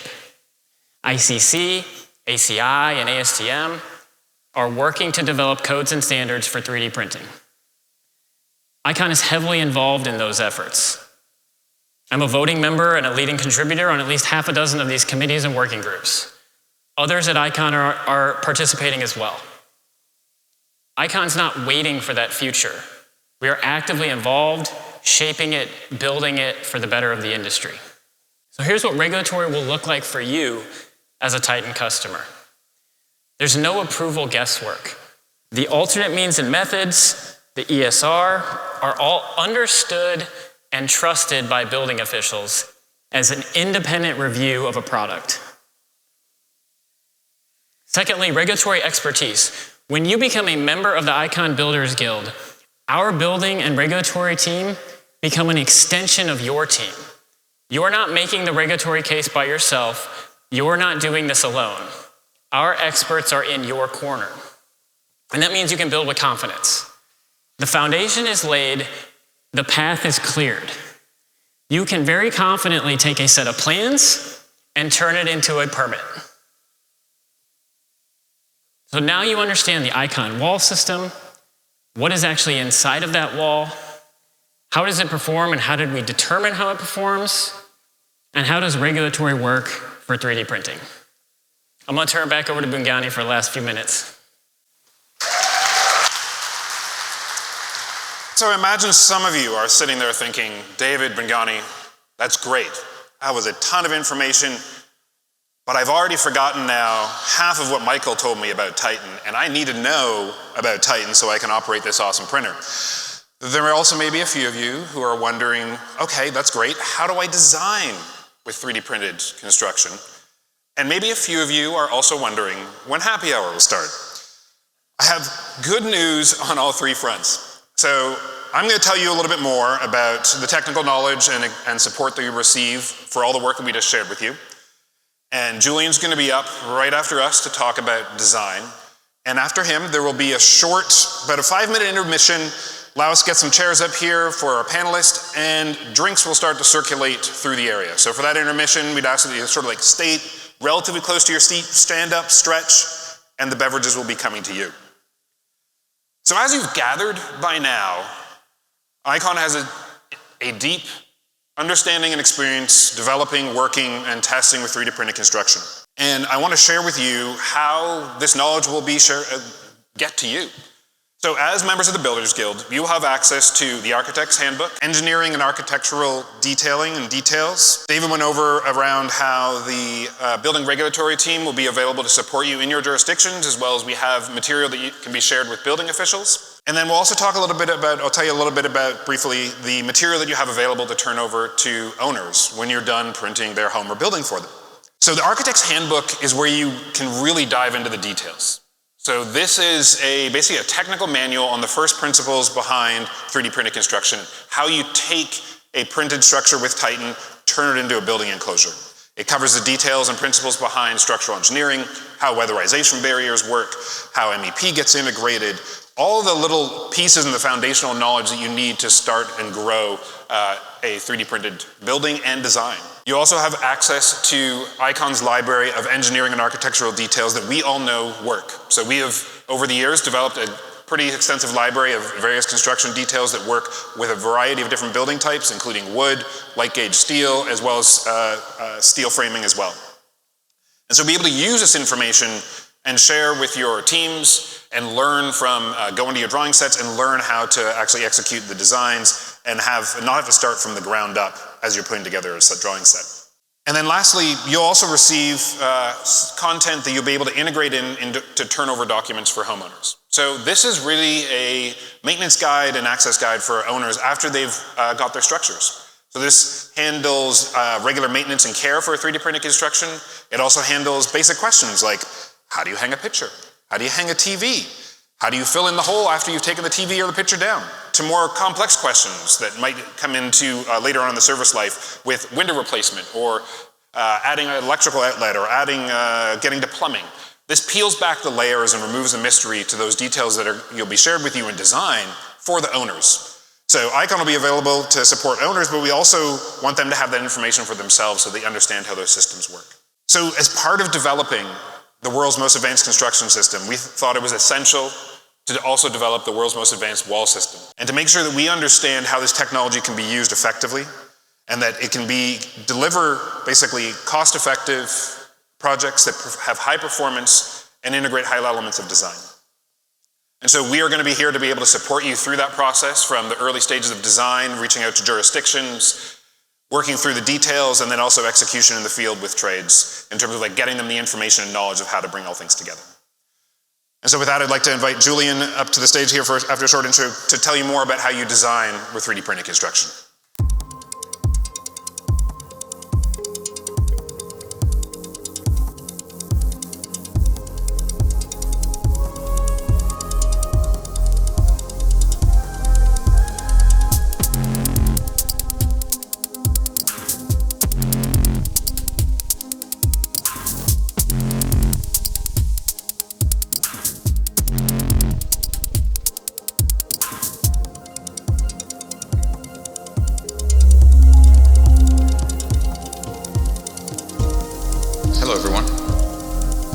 Says on this slide, my name is Julian Ocampo. I lead our architecture team here at Icon, and I want to talk to you a little bit about how I came to this job and how I came to this situation. So I always had this curiosity about how our digital worlds seem to be so much more engaging than our physical worlds. So why is there such a wide gap between the stuff that we can build in a computer and the stuff that we can build in real life? So this curiosity sort of fueled me through my Masters of Architecture at MIT, and then I took these questions through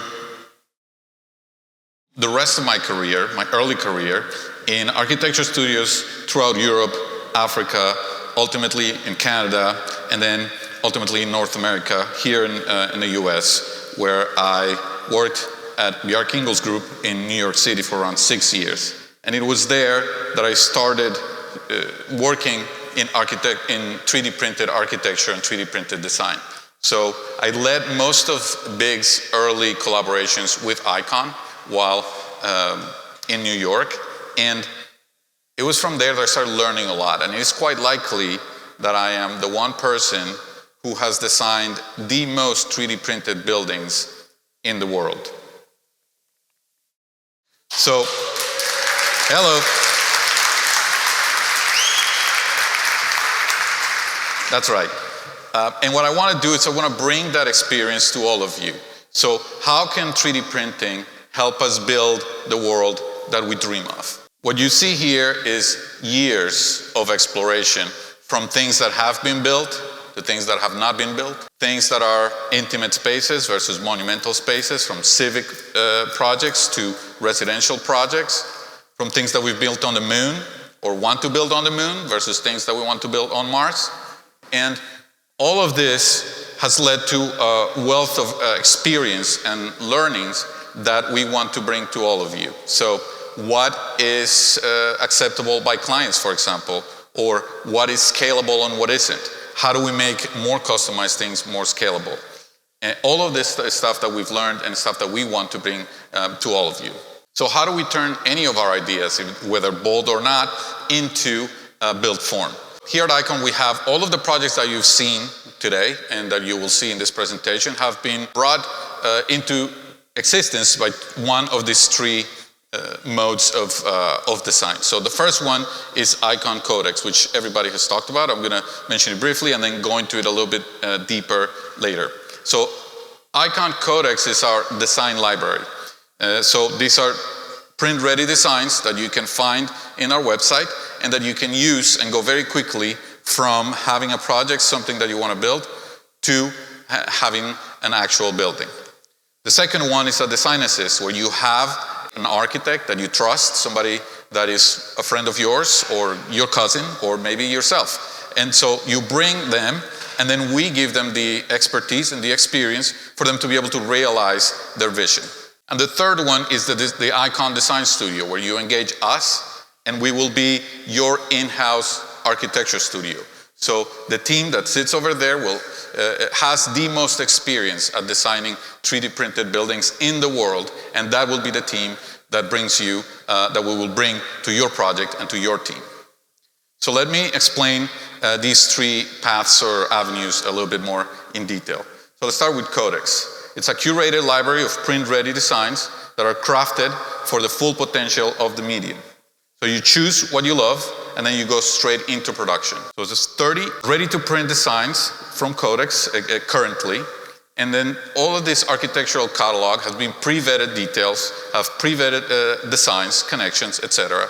And then what we will do is that continuously this catalog will keep being sort of added onto or reinvented. So every month our team will be putting more market-based designs in here so that you can use them.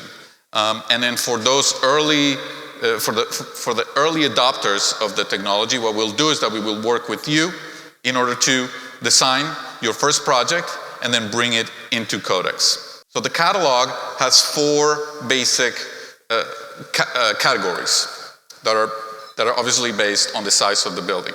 So here we have tiny homes that are below 600 square feet, compact homes that go between 600 and 1400 square feet, standard homes that go between 1400 and 2500 square feet, and within standard homes we have single story, we have 2-story, and we have townhomes. And then our expanded collection that are homes that are more custom, that go above 2500 square feet. So let me run you through what this means in practice. So this is one of our tiny homes. This is a design that is beautiful, is ready to build, and that we're currently building a community first village. So here, as you can see, this is a duplex unit.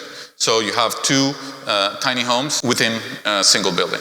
The second category, the second design, is the compact design. So this is an interesting one, because this is one of the ranch family of designs, where we have a 1-bedroom, 2-bedroom, 3-bedroom, 4-bedroom. We currently have built several of the 2-bedroom versions of this design for Texas A&M University. We build them for off-campus housing for both faculty and students. Here, this is a really clean design that shows or features a sort of open carport, a covered carport that doubles as an outdoor sort of hangout area for the family. This has been really popular with our clients, but we also have other variations of this type of design. So we have one where you have an enclosed garage, or another one where you have a separate carport. And now we move on to the 2-story residential architecture. So here you can see designs that will fit into smaller lots, more infill lots and denser parts of the city. What's interesting about design like this is that you can see that it's not just the 3D print, right? You can change the material or the highlight material, the accent material, and that gives you the opportunity to, within the same development, very easily change how the houses look like by just switching what your accent material is. So you can create a lot of variety even within the same development. And going into a denser sort of part of the city, you can see here our townhome offering. So where you can have more homes or more residences per lot and increase the density in your site. And here you can see our expanded category, which much more custom homes, larger homes, that at this price point you'll be able to, with 3D printing, customize your geometry, customize your design tremendously. So then what happens with all of these designs? So what do you do with them? When you go to our website, the first thing that you can get is something like this. For every design, you'll be able to get something like this. So this is a sales brochure that you can use for your own sales and business development. So you can grab all of the designs as a builder, go to a client, and you'll have business development ready graphics. So you'll have renders, you'll have your plan, you'll have your basic specs of the home, and then you'll be able to sell it to them or show it to them. And then once you pick the design that you want, then you can go in there and go into Codex and get a drawing set with the typical details, material quantities, everything that you'll need in order to understand the design, to know how to build it, and also to create a more full-fledged estimate.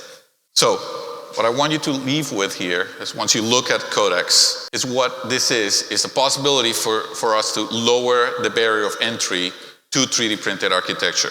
Here you'll have a library that is print ready, so it'll be very easy for you to go from having an idea on having a project to going out there and building that project. You don't need to go and find an architect that knows how to design for 3D printing. You don't need to go out there and find a structural engineer that knows how to deal with 3D printing. You have us, and you have the designs that are already ready to go. So this is a library of details that have been tested and validated, and it'll be really easy for you to go from zero to printing something. Okay, now I want to move on to our second sort of option for bringing designs to fruition.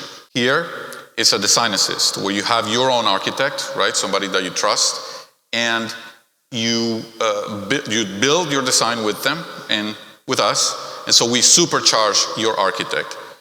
We partner with any architect, and we provide them with the tools and know-how necessary to design for 3D printing.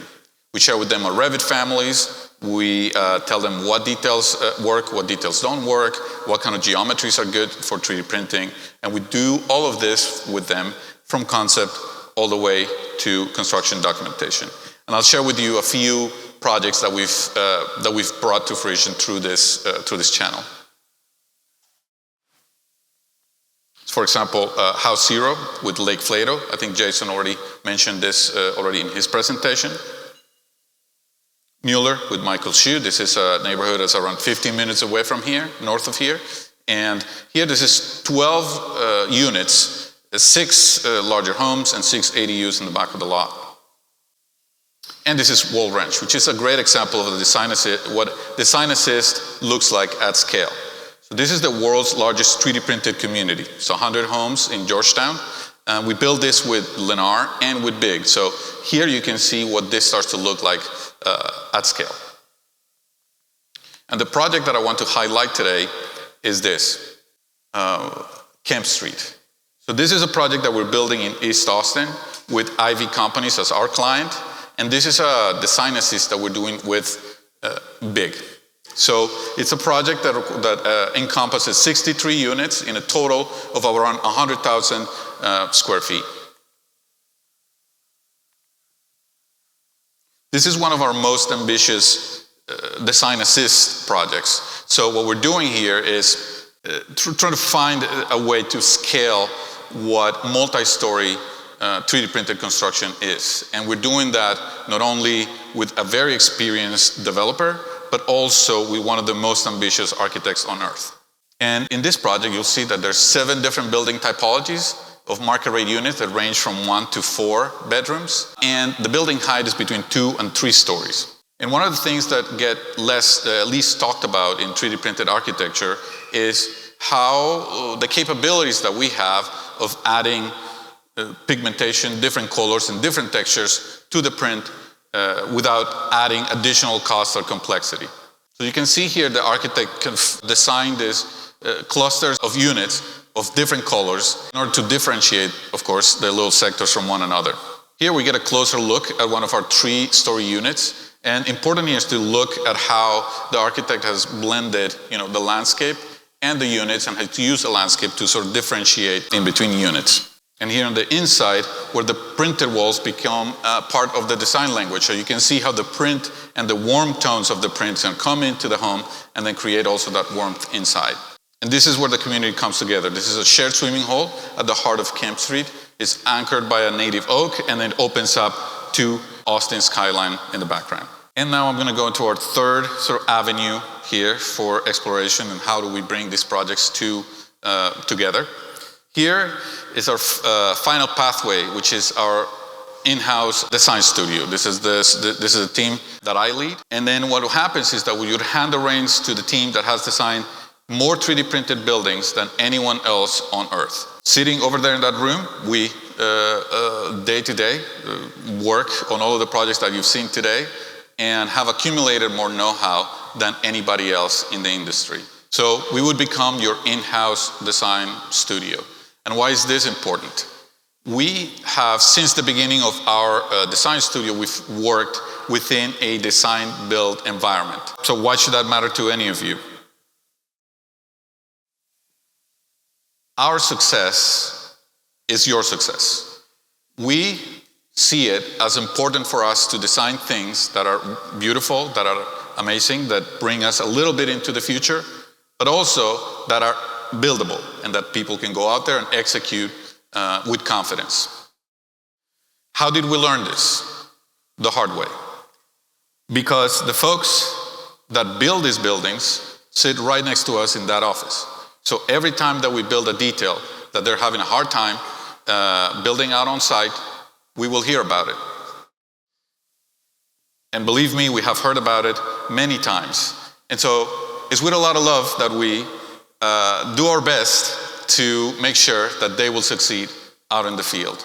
So that is the background of our design team here. So I'll show you some of the projects that we have designed here and that we're hoping to bring to fruition in the coming years. First one is a retail project that we're hoping to build in highways around the southeast. And so the client's brief here for us was, hey, I need you to design and build something that will be a billboard for my brand. The brand is obscured here, by the way, but I want it to be for it to be a billboard for my brand. So something that people can recognize when they drive, 45 or 60 miles an hour. The second one is for Phoenix Surf. So here, what they wanted to do was to have a sinuous geometry that sort of mimicked a little bit a dunescape, and that within those dunes would embed some features of the sort of surf life. So here you can see an outdoor shower, for example, just sort of featured into one of the sort of dunes of the building.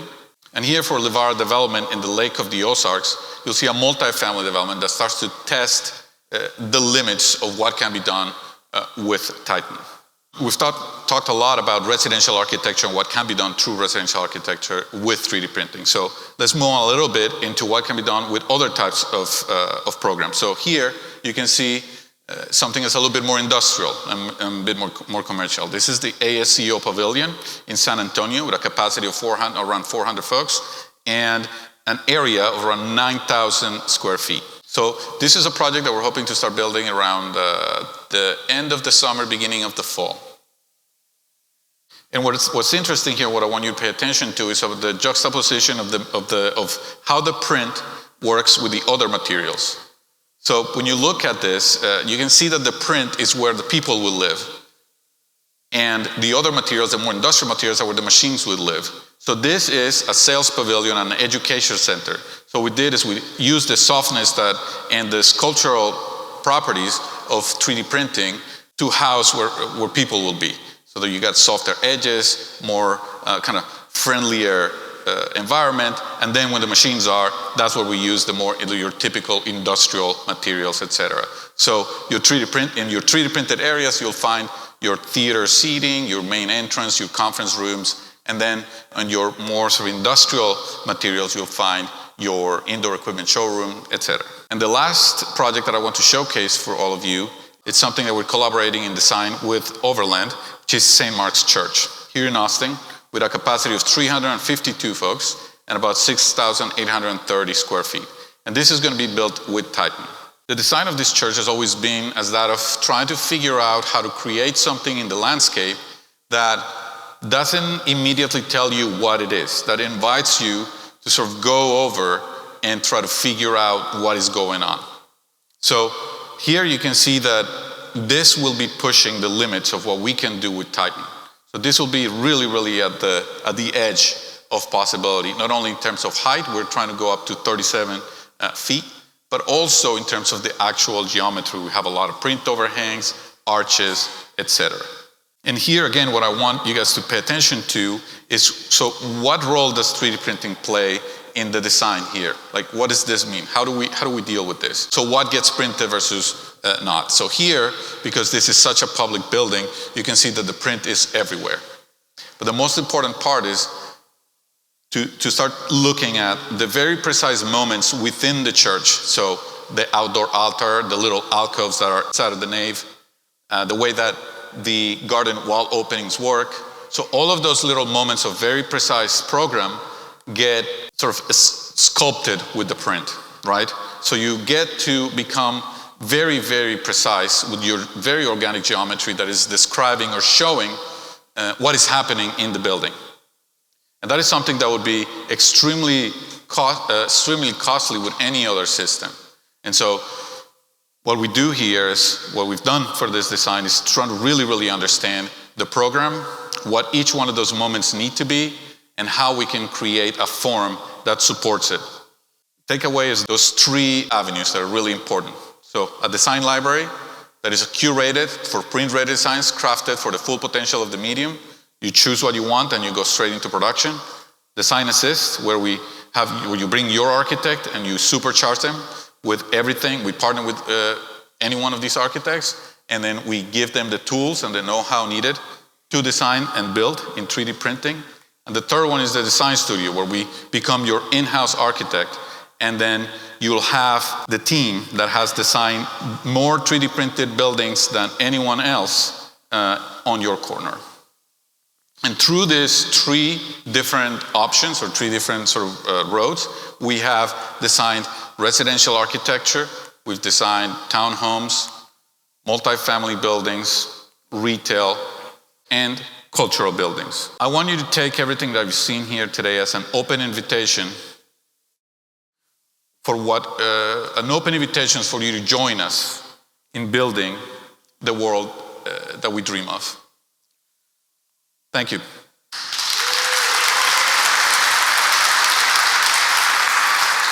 There are people who are helping Icon pioneer this.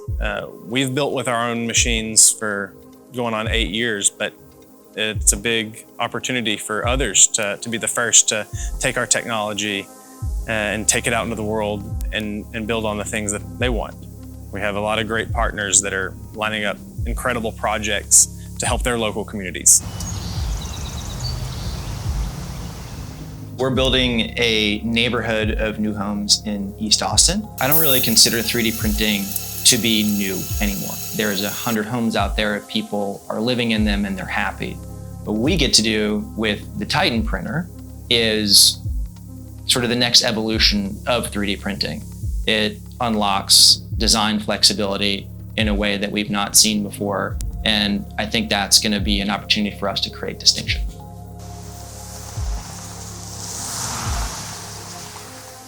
We're a Houston-based construction company, and we focus on attainable housing here in the city of Houston.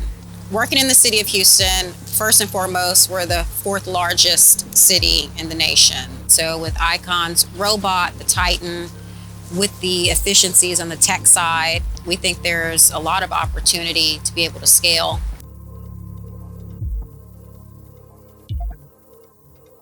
When we started here in 1959, a lot of the church was originally built by the men of the church on the weekends. We have a wonderful old church that is constantly breaking down, constantly in need of work. And so it's been a long time challenge at St. Mark's to figure out what we're going to do with the future of the facilities. And so we're looking at a pretty radically ambitious plan for the future of the campus. Ghost Factory is a mobile, rapidly deployable manufacturing facility that manufactures cold-formed steel components and associated technologies for the building industry.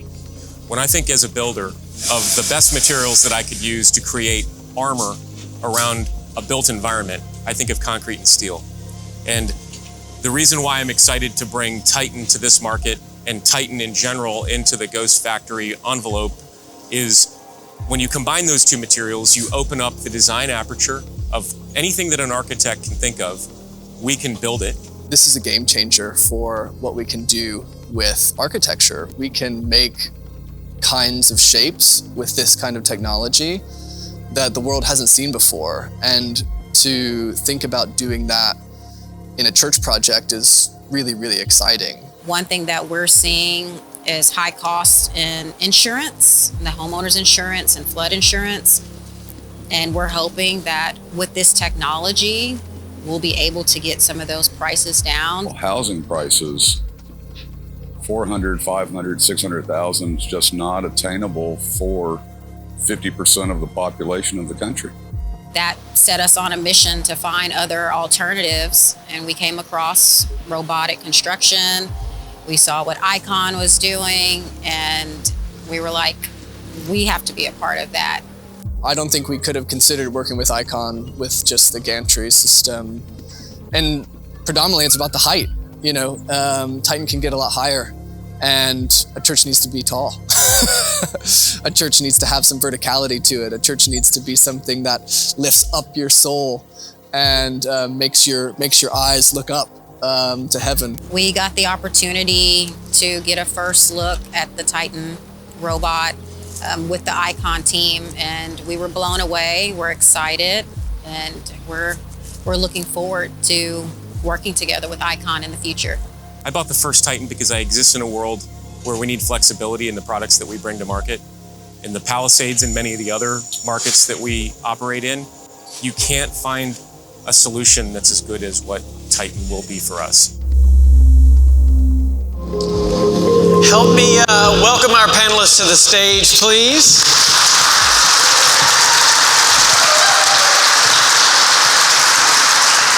Everybody got a seat, got the drink, exactly. Crate's setting a good example for you all out there. I told you we were going to get into it today. We've talked a lot about technology, engineering, wall systems, testing, regulation, and permitting. But because this is a company creating technology for people, in service of people, I thought it would be really lovely if we ended talking with people about their lives, about their businesses, about their hopes, about their dreams. And we have got a fantastic group of people for you today. These are three of the very brave, ambitious, romantic, optimistic people who have raised their hands first to say, we want to bring Titan, we want to bring these tools into our lives, into our business, because we are frustrated with the way things are and we want to build. So let me introduce them and then we'll get into it. To my immediate left, Vanessa Cole. Vanessa Cole is the applause for Vanessa Cole. Vanessa Cole is the co-founder of Cole Klein Builders based in Houston, Texas. They are very interesting in a way that Icon loves, that they are trying to combine and juxtapose two things that you usually don't associate with each other. They are focused on attainable housing, and those two things that they use in a phrase is they want luxury affordability. And I love that phrase, because without some real changes and breakthroughs in the way that we build, no such thing is possible. That will remain a contradiction in terms. To her left, I have Edgar Munoz, the CEO and co-founder of Modern Development, based in Orlando, Florida. Edgar, a round of applause. Edgar and Modern Development, they call themselves a land development company that is trying to reinvent and change the overall operating system for construction. He got it into the business in about 2020 because of an actual passion for technology and realizing that while all over the world, across industries, productivity and quality have improved, construction was somehow left behind. And so as a technologist, he decided to start finding ways to apply advanced technologies in construction in the DNA of the company. And finally, at the far end here, Spencer Paget, the co-founder of Ghost Factory based in Austin, Texas. Round of applause for Spencer. They are based here in Austin, Texas, but they work all over the American West, including, as you saw in the video, helping out with the Palisades rebuild after the devastating fires there in California.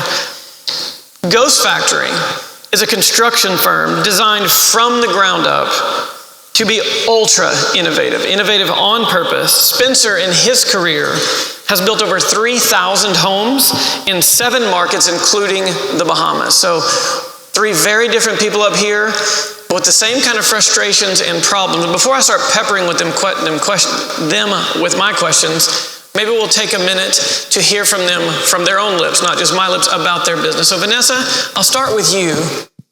Why did you get into building? What is Cole Klein all about? What kind of things are you trying to build? Let's start there. Yeah, so we're based out of Houston, Texas, and I got into this space through affordable housing. Just working with the different city officials. They were like, hey, there's a big need, and do you want to help solve it? And I was like, no, it sounds like a lot of work, you know. But over time, doing my research, I said, okay, if I could just be a part of the solution, then I think I'm doing good in this world. So attainable housing is what we focus on in Houston. We have public-private partnerships, and then outside of the county, we develop acreage communities. And tell me about that funny phrase, luxury affordability. Where did that come from? What a crazy thing to say. Yeah, you know, I'm always yelling from the mountaintops that we need to make affordable housing beautiful, right? And so I would always say luxury affordable, and people are like, those two things can't coexist at the same time. And I said, well, I'm going to figure it out, right? So obviously trying to do a lot with paint and tile. You do as much as you can do, but I'm ready to unlock real creativity with 3D printing. Let's go. I'm going to get in with you in a minute about some of the challenges you face as you've gone on that journey. But Edgar, why don't you introduce us to Modern? Absolutely. Well, first, it's an honor to be here, so thank you for having us. As Jason mentioned, you know, we really look at how to integrate modern methods of construction, robotics, automation, and create a digital interoperability environment where you can actually integrate this with traditional methods, whether it's connections to floor systems, whether it's for the roof. And Titan represents the first of its kind, right, to actually show a robotic system that is viable to scale. And so we really look at building smarter to build faster and more efficient so that you can scale and repeat this, not just in your markets right now, but across different regions, right? You know, how can you take your design and replicate that in Orlando to Austin, to London, to other parts of the world? So that's kind of where we come from. Amazing. And Spencer, Ghost Factory, what a great name. You're all about bringing the factory to the field, which is funny enough, a metaphor we often use here at Icon for like the factory comes to you. You don't ship houses, you ship machines. Tell me about Ghost Factory, what y'all are up to, and why you got into building in this way. Well, first I got into building very similar to you, Vanessa, that I was in Baltimore and there was a need for housing, affordable housing in Baltimore, really regenerating the housing stock that had fallen into disrepair. That's how I got started, and then that led to land development and then higher volume of construction across several markets. Then that got into the technology side to try to control the chaos of that across multiple markets, and that led into getting into several post-fire, post-hurricane building environments where the logistics around going from building 30 homes in a year or for a community to having to rebuild 6,000 or 8,000 homes required a completely different solution. And the first time I came across Icon was in the Bahamas after Hurricane Dorian, and I was realizing we were rebuilding homes exactly the same way. Same wood, you know, generally maybe some code upgrades, but the same structure that either burned down in Northern California, Southern California, Colorado, that we would rebuild, or in the Bahamas, was the same thing we were putting back up. And so I've always been looking for a more resilient means to build with, and my partner Jeff and I started Ghost Factory because we felt like cold form steel was a industrialized construction solution that we could deliver to the point of need. And so what Ghost Factory is an industrialized construction capacity provider. It's containerized, it's mobile, and it goes to the point of need. So right now we're serving the Palisades, we're serving hospitality in Southwest Utah, we're serving the military here in Texas, we'll be serving the military soon in the Virginia markets, and we're going to open up a facility in Bahamas to bring it full circle. Okay, since you've got your microphone up, I'll come to you with the next question. Do you remember the first time, you sort of alluded to it actually, the first time that you heard about 3D printing, and what was your reaction? Was it skeptical? Was it like finally something new? Like, what was it like the first time you heard about this approach to construction? I mean, honestly, I was like, damn, that's good marketing. I saw a video and it blew my mind, and I will tell you, it was in the Bahamas, and we were looking for solutions. We were faced with kiln-dried, pressure-treated lumber, sky-high, difficult to get, to build with, or CMU, and it was just Google searching, what are other alternative means of construction? And Icon just was really, it hit me as being built for that market. No termites, hurricane-resistant, it won't blow away, and that's what led me down the path that puts me up here. Okay, Edgar, where were you the first time you heard about 3D printing buildings? I was, at the time, I had a drone service business that I had started, and we were looking at construction on how we could use drones to automate and, try to bring in more digital revolution into the field.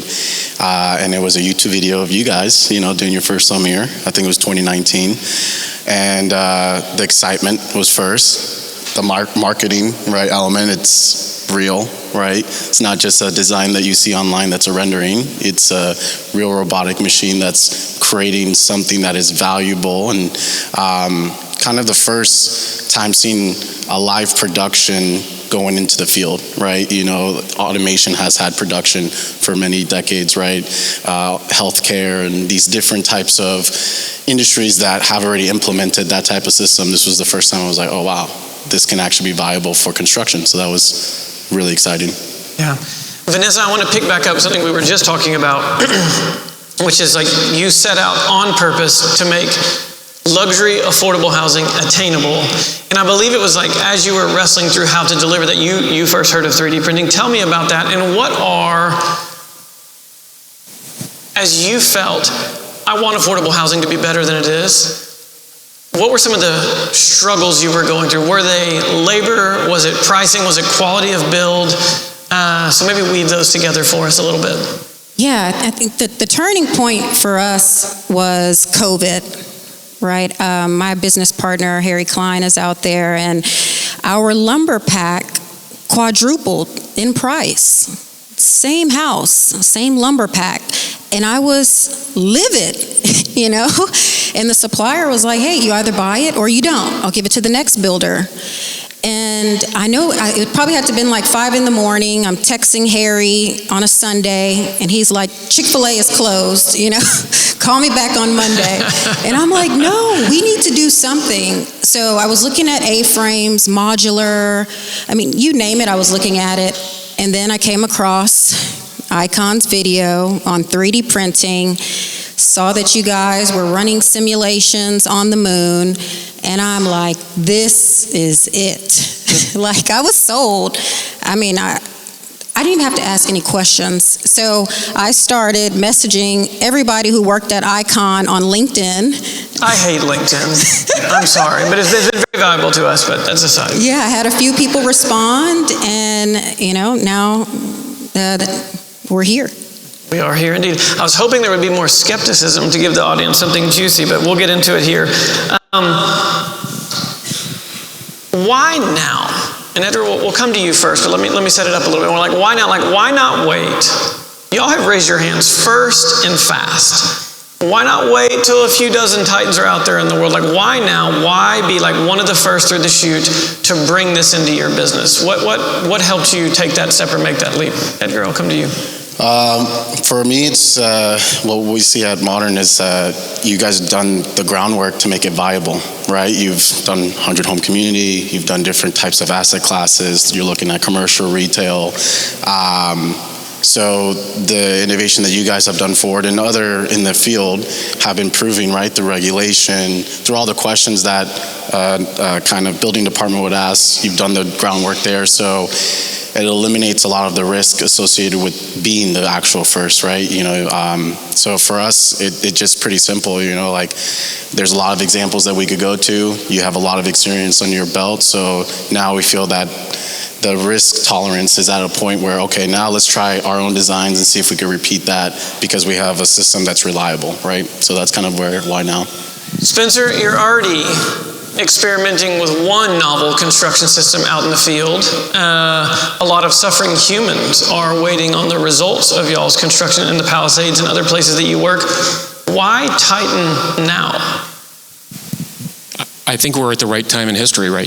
We're at the right point in the technology curve for advanced construction methods. You have to pick up something and do something differently right now.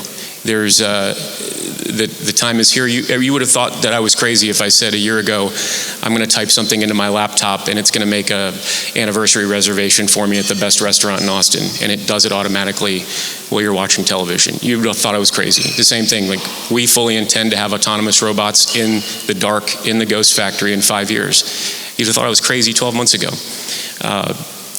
Right now, this is technology that I've seen work. I know it works, and that's why we made the decision. This is a great additional tool in the Ghost Factory's toolbox to provide additional types of construction capacity to our customers. And Vanessa, to you, what you're trying to do is so hard. As we all know, like affordability is already the deep end of the pool. It's the double black diamond. Well, you can hear me a lot better if I turn my head like this. I'm going to make sure I do that better. It's the deep end of the pool. It's the double black diamond. It's trying to build affordably in America. Why also jump in with something so new and so innovative? Why now for your team? Yeah, I think for us, we're asking why not now? Like, especially in Houston, we're prone to hurricanes and floods, and so we need something that's resilient and more sustainable. And honestly, when you do these public-private partnerships, you're finding that the municipality is wanting better performing homes. And we all saw, that they're better performing. And so for us, we're all in. Why not now? And we said, if this doesn't work, okay, we go back to stick framing. Woohoo. But we believe it will work, and so we're all in. Very good. Well, we've got you. You all have different flavors to your businesses, like different things that you're trying to solve for, related but different. You heard in my talk earlier, we kind of like to have it all the time. We don't like being forced into dilemmas, but there are a stack rank of things that are more important. Quickly, and Vanessa will go left to right across the stage here. If you had to stack rank affordability, speed, luxury, and like higher design, all the things that maybe this technology offers, what is the most important to you in your business? And Edgar will come to you, and then Spencer to you. Ooh, most important. Well, we have to be profitable. Let's go. But definitely efficiency, speed, quality. I feel like all of them are at the top. Okay, let's go. Edgar? Obviously, complimenting what Vanessa said, building faster, more affordably, makes it more attainable. But for us, it's really the repeatability from your quality control, where I know, again, if I'm going to design this in Florida and I want to bring it to another market, I know it's going to be the same. That's a big issue that you see with a lot of builders and developers where they can't expand because of skilled labor. You can't replicate them in other markets, or you can't be like, okay, the masonry here in the States is the same over in the UK. So the scalability and repeatability, what robots do. Right. Very good, very good. Spencer? I think we're really looking for resilient structures. I want to build homes that will outlast their mortgage. right? And I don't think we do that very well in the United States. So we're looking for high quality. We're looking for supply chain defensibility. We bring all of our materials with us when we go to a job site because we often build in a constrained or difficult environment. The robot and the Titan and the materials we bring with us will help us with that. And I think we're also looking for predictability. I'd like to look at that tablet or look at the dashboard and know precisely where my project is so I can tell our project owners exactly how we're performing against their pro forma. And just so we have a sense of like the different ways that your businesses operate, in the next couple of years, how many homes a year is each of your organizations hoping to deliver? Well, right now we're working on Houston's first 3D printed hybrid home community, and so that's going to be 80 homes. And we also have 1,500 acres outside of the county for 450 more homes. So. Yeah, so I don't want to be mean or uncouth, but you had already decided that this was going to be a 3D printed community before you engaged with Icon. Are you willing or able to share any more of that story with us? What would you like to know? On the spot. So maybe Icon's not the first 3D printing company you met. There are other options people have out there. You had other options, but you landed here. Tell me about that. Someone get her a drink. Yeah. Right, let me make sure who all is in the room. Yeah. Yes, I mean, I'm sure just like all of us or everyone in this room, we were exploring all options in terms of the 3D printer operators in this space. But when it comes down to a premium, superior product and having the support team and the design and all the great things that come with it, I mean, Icon is the icon. Let's go. Edgar, how many homes? You're just getting ramped up in some of these things. How many homes are you hoping to deliver in the next kind of year or two? Yeah, well, we're looking at the residential side, right? We're looking at multifamily, and we're also looking at commercial. So on the residential side, we're looking, 100 to 200, in the next couple of years, expand that out. And Texas, Florida, hopefully abroad as well. On the commercial side, we want to hit 500,000 to 1 million square feet of commercial in the next couple of years. Multifamily, we're already scoping out a 600-unit resort deal, right? How we can integrate the 3D printing with other methods like tunnel form. So showing again, building smarter so that we can scale faster, right, and more efficiently. I think that's interesting. That may be interesting for other people in the room that you have a lot of things going on. You're not immediately going to 3D print everything in your business. You're going to bring 3D printing in, see in the context of your business where it really succeeds and where it shines, and sort of land and expand from there. Right, absolutely, yeah. I mean, the way we look at it, kind of to your point earlier on, we used to build bridges with wood, right? And then when steel came, you have a new process. So we always look at it the same as not one system can build everything, the roof, flooring, and everything. So there's going to be connection points. There's going to be different processes that need to be created. How can we integrate that with a tool that exists now that can be very efficient, very affordable and attainable, but also not trying to sell the dream of we're going to 3D print everything, right? It's more of how can we utilize this tool instead of taking a nail and taking a power drill to it, right? You want to screw. You want to create the processes that actually create those efficiencies so that you can prove scalability. So that's kind of our approach with this. Excellent. And Spencer, you have a very sort of specific thing in mind that you do. How many homes or buildings are y'all hoping to build in the next year or two? And I'm going to follow this up just so you can weave into it if you want to. You're working in areas where suddenly what the buildings are made of, the permitting and the approvals are quite important too. And so I'll follow on with that right behind, just to roughly how many you're trying to build. Well, we're a little bit different in that we're, on the general contracting side, we will finish homes completely. But on the Ghost Factory side, we're generally delivering wall panels, floor trusses, roof trusses, and this year, the MEP components and kits that are incorporated into our walls. So our scale is really formulaic. Just like you said, one of these will do 25 to 50, I think is the number, homes per year. It's the same with Ghost Factory. We add another module, another roll forming machine. We add another facility to take up that capacity. So it really depends on what our customers want, but we have probably somewhere in the 2,000 to 3,000 range of homes that we're currently in negotiations with our development customers on. I thought of another question before we'll get back to the permitting and regulatory environments in which you work. Is like you're also, you served our country in the U.S. Marines. Thank you for your service very much. But that has given you some interest in giving back to the U.S. Armed Forces in the form of military construction, housing, and building for the military. We didn't get into this a lot today. ICON, the military's building code is called UFC, the Unified Field Criteria, Facilities Criteria, excuse me. And ICON is the only UFC certified alternative construction method in the world. And in fact, our military business has been growing very rapidly. Bella, you out there? Everything about our recent contracts publicly available anyway? Yeah. So we have signed $120 million of new government military construction projects in the United States in the last 3 months. So that business is blowing up.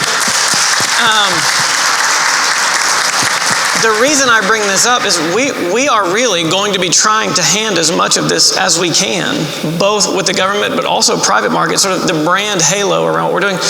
We're trying to hand this business to the Builders Guild.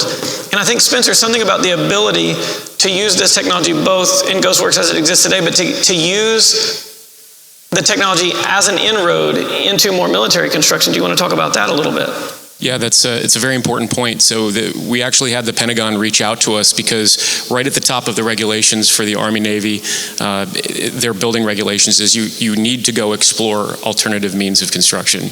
And so they looked at metal. They want to engage with 3D printing, technologies. So the Marine Corps itself is saying, we don't want to necessarily build a 100-year building. We want to build one that we can get done quickly. That's the most important thing. We want to put our Marines into better housing and better structures more quickly, and they look at 3D printing and frankly, some of the steel that we're doing as a quick way of building a high-quality structure. Yeah, very good. And then the Palisades. What a tragedy.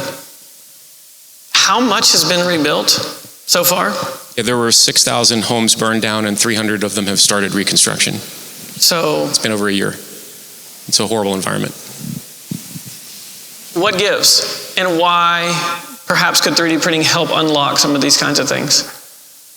Well, the most shocking thing when I went back to the Palisades towards the end of last year, the beginning of 2025 when it happened, was just purely the devastation. It literally looks like a war zone. Fast forward a year, and of the 300 homes that have been rebuilt, there's only 2 that have been built out of steel. It's ours. The rest of them are sticks with wood on the outside, ready to burn their neighbor's house down another time. And when I think about ICON, I stand around on these lots and go, this is the perfect environment for the defensible outer shell that ICON's product becomes. There is no better end use for this technology, in my mind, than in a place where it either blows or burns.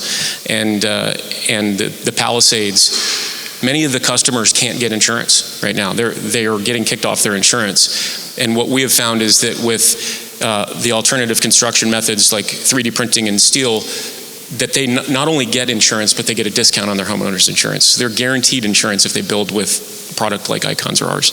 Okay, thank you. We're getting close to time. 2 speed round questions. As early customers, we're going to get to work here pretty quick, designing something in Codex for you. What's the first thing we're going to design for you, Vanessa? Affordable luxury. Affordable luxury. Let's go. Edgar, what's the first thing we're designing for you? We're looking to do 4 higher-end single-family homes in Clarksville, out there by Jeffries, hopefully by end of this year, right? Let's go. Spencer, what's the first thing we're designing for you, friend? No joke, dog kennel. For the military? For working dogs for the Marine Corps. Amazing. Let's go.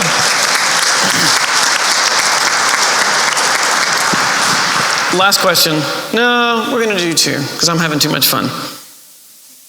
Do you already have, halfway answered this. The first project in your company that you're going to build with Titan or with 3D printing, Vanessa? Well, yes, so we have the 80 homes in Houston, but that's this year. For Titan, we would like to build on our acreage community. Amazing. Edgar? As I just mentioned, the 4 units out there in Clarksville, and we're also looking at 18 single-family homes in South Orlando. Spencer, what's the first thing we're building together? Well, if it's not a kennel, it's a house we designed in the Palisades for Ghost Factory Nikon. Amazing. Absolutely last question. Any advice or encouragement to the audience of your compatriots in building a better world? Spencer will come back, and Vanessa will let you have the last word. Yeah, I would say don't be afraid of the robot. The robot's the easiest part. Be afraid that your competitors are going to figure it out before you do. Very good. I didn't pay these people. Be prepared to learn a lot, and everything takes longer than you could expect, right? Vanessa? Well, if you're looking to do affordable housing, public-private partnerships are the way to go. And we found in Houston that the municipalities have been very receptive to 3D printing, and they would love to see more of it. Okay, let's give a warm round of applause to our very thank you all. Everybody take 5, and then we're going to come back for Q&A. So refill your drink. Sit down, we'll take Q&A, and we'll roll right into happy hour after this. I told you we were going on a journey today. I told you we were going to be giving you a lot of information. I told you I didn't want you to leave here without having all the questions answered that might be necessary for you to take the next step in banding together with us as we attempt this very audacious and romantic goal of upgrading the way humanity builds. So I wanted to make sure that I had a chance to make good on that promise. This can go as short, it can't go forever, but really this is a time we just wanted to make at the end of the day today for you to make sure you didn't have any questions that popped up that you need answered. We'll then after this go into happy hour. How's the weather holding up? Okay, weather's good. We had some weather we were fighting earlier, and as much as we like brave, adventurous people, we didn't want to send you out in lightning, but right now we're feeling good about everything. Cool. Glad to hear it. If you have a question, raise your hand. We've got some microphone runners out here in the field. I'll either try to answer it or I will route it to the appropriate expert up here on the stage. And when it feels like the popcorn has quit popping, then we'll let the happy hour pop off. Yes, sir. How you doing? Very good. So I have actually 2 questions. 2 questions. Can it do a basement? So if you were going to go underground for a 2-story house right in a hillside, would it be able to do that? And then for finishing the cabinetry, when you guys do the plans and all that, are the cabinets preset 30-inch, 18-inch, or anything else, or they have to be custom cabinetry? Perfect. So 2 questions. One is about, can it print subgrade with the tracks and things on the printer? Can it set up on off-level job sites? And the second question was, what about cabinetry? Do you have sort of preset, pre-designed cabinetry in Codex, or is everything kind of custom? I will answer the first. It's very observant of you about what else can we print, maybe is the more generic form of that question. You probably got little hints of it today. I think in the long run, the total addressable surface area of what can we automate with 3D printers includes the foundation, the form of the foundation at least, and roof structures and something approximate or approaching the full enclosure of the building minus the fenestrations like windows and doors. In fact, we have already printed a foundation on one of our projects, and we were doing a lot of testing, thinking, and planning around a testing campaign to see if we can print full enclosures. This is one of the benefits of us also continuing to build alongside you out in the world, is we will continue to push boundaries, to innovate, to test, to take some risks, and then we are confident that these things can be standardized, have passed their tests. We will introduce these new possibilities to the Builders Guild. But I do have a high confidence that there's more that we can do and we'll be willing to do it. And maybe next year when we come back to Converge, we'll be announcing to the Builders Network that you now have other things available to you that you can automate with these systems. So yes. Hold on, I want to answer the cabinet question. Bungane? Talk about cabinets. How do we do? Just to make sure I heard, I think the question was custom. Do you have to have custom cabinets, or do custom cabinets come in? So we've done basically like the full range of cabinet build outs. So the homes that the majority of the homes we've done have had standard installed cabinets done. But we have done fully custom installations, and I think the great thing when it comes to the countertop, in particular when you get to the end, is like they're still doing a full scan, whether it's a straight cabinet or a curved, coming up against a curved wall. So we've actually found that the countertops, from an installation perspective, is one of those areas where it already works well with the forms you can create with 3D printed construction. One extra thing to add on there, if you have a way of building, this is why these business consultations will be so important for the Builders Guild. If you're like, hey, I have a cabinet provider I like, they have a standard size. When we get to developing codex designs for you and your business, we can design to the parts of your business that are already working so that you can integrate seamlessly. So, Dan, I saw another question back there. Hey, how's it going? Thank you guys so much for the hospitality. I've a question about your new system here. So you guys have built over 100 homes with the gantry system, and now you're launching this armed, essentially, system, and it's being deployed to clients.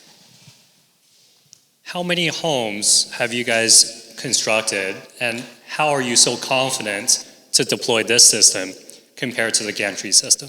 Great question. I think everybody heard him pretty well, so I won't repeat his question. So there's a two-part answer to that. One is, a lot is new on Titan.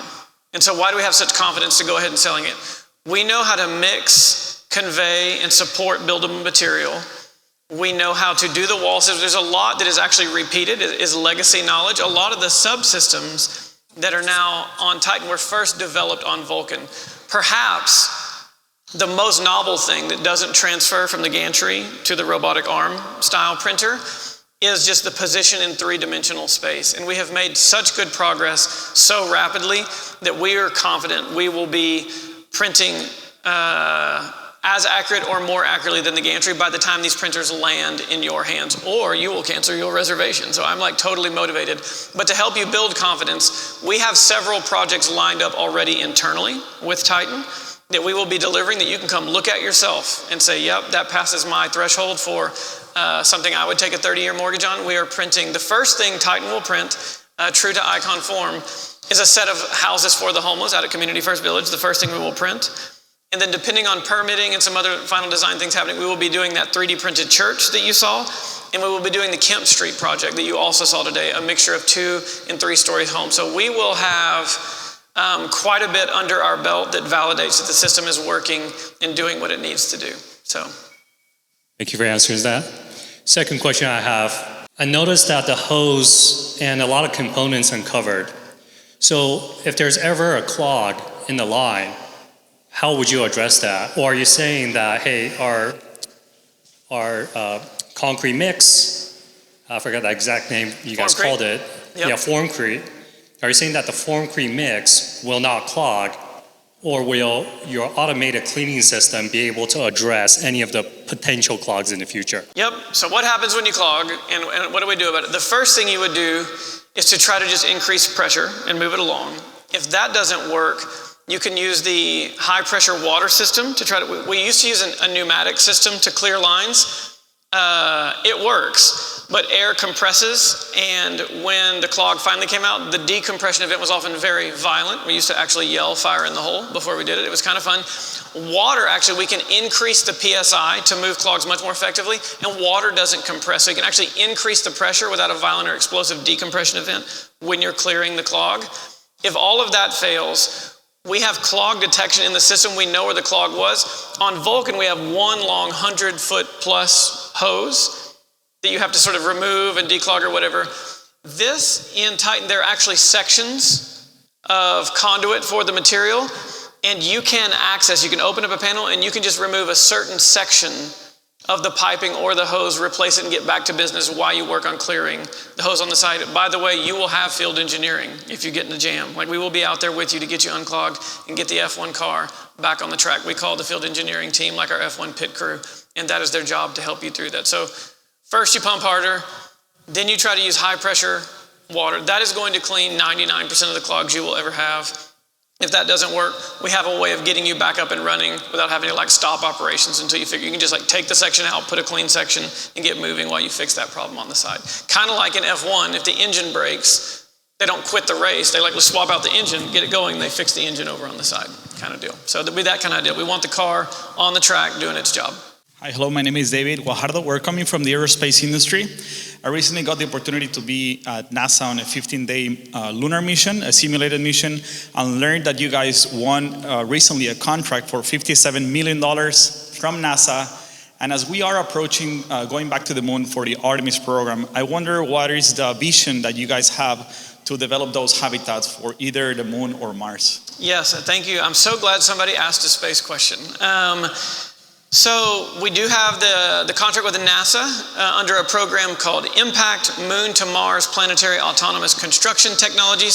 So we're actually developing the construction system for the moon, and it ultimately has to be extensible to Mars as well. We don't use concrete. We use laser-based sintering and local materials, but it is the deep end of the pool for trying to build. Our vision is threefold. We need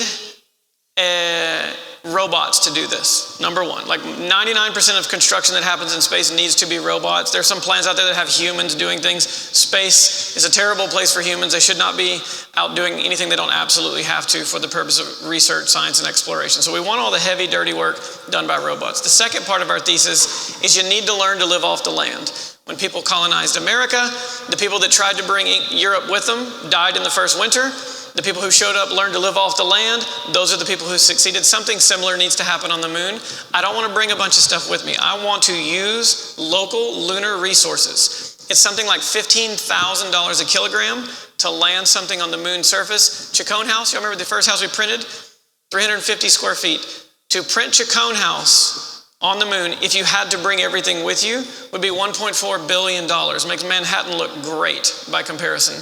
We're never going to have a moon base that way if we have to bring everything with us. So we have to learn to live off the land. So we have an extreme bias for ISRU using the local resources. And third is you need a versatile system instead of a specialized system.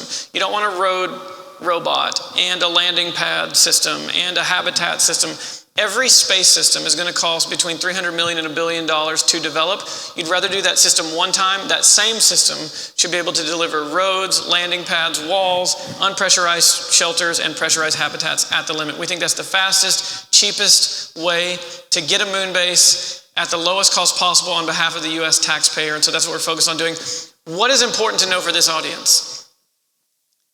There's a real cross-pollination that happens between what we do on Earth and what we do on the moon.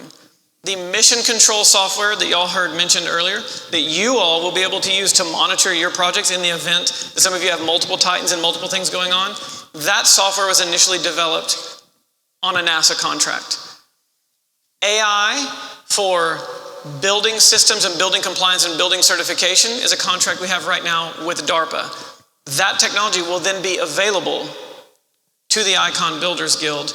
It's no accident that our space printer started out as this form factor, because this is just the hard form factor if you want to build fully autonomously and all kinds of things. So our Titan looks more like our space printer than our original Earth printer. And the result is there are more homeless people in housing on Earth today because we have a moon program. It's a funny thing, but it's true. Sometimes to solve a problem, you have to make it bigger.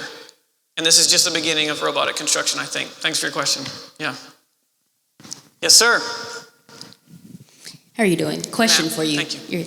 What is the temperature max, especially being out here in Texas? Is there a certain temperature in which you can print? And then follow up, is your build standard already meeting Texas windstorm standards, or do you have to do some additional work? Yes. Maybe I'll hand this one to David on all the ranges, profiles, and testing standards.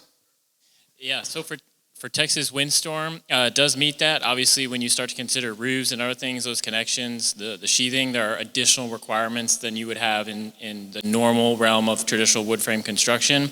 We've actually done a project on the Texas coast that was fortified gold standard. It met that wind requirement. And then as far as the temperature requirement, I'm going to be honest, memory work, I don't have the number memorized, but we have developed the material to work at a range of temperatures, and we've tested it at a range of temperatures. We also monitor it, and we can change the admixture dosages to reflect those ambient conditions. So within the printing conditions in Texas, we are fully covered. Yeah. Anecdotally, we have printed out in the field for keeps as cold as 38 and as hot as a little over 120 in Mexico. So, pretty big. One of the cool things about the material delivery system, we dumped a lot on y'all today, but I want to emphasize this point. That weather station they were talking about, we are taking a temperature, humidity, pressure, all the sort of weather condition readings. The formula of formcrete is actually changing as frequently as every 15 minutes. Because sometimes you have days where it's like 45 degrees in the morning and by the afternoon it's 80 degrees and you need to keep printing. And so the formula is actually changing very dynamically in response to weather conditions. So the secret of formcrete is there's not one formula. But we have thousands and thousands and thousands of hours of test data that you get to just start there, right? We have 8 years of data we've collected, and that's where you get to start.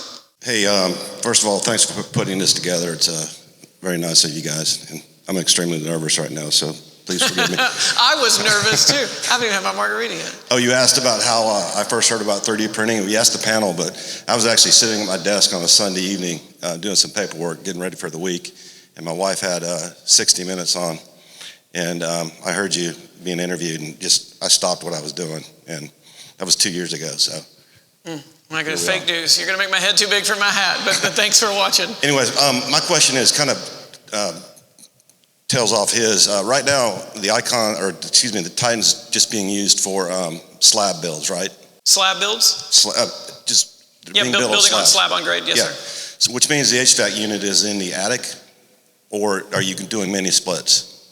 We have done a little bit of both. Bungane, you want to talk a little bit about this? Yeah, so we've done basically floor-mounted units inside closets. It really comes down to like the architectural design. It's not really something that is about the printed wall. So it's been up in the attic.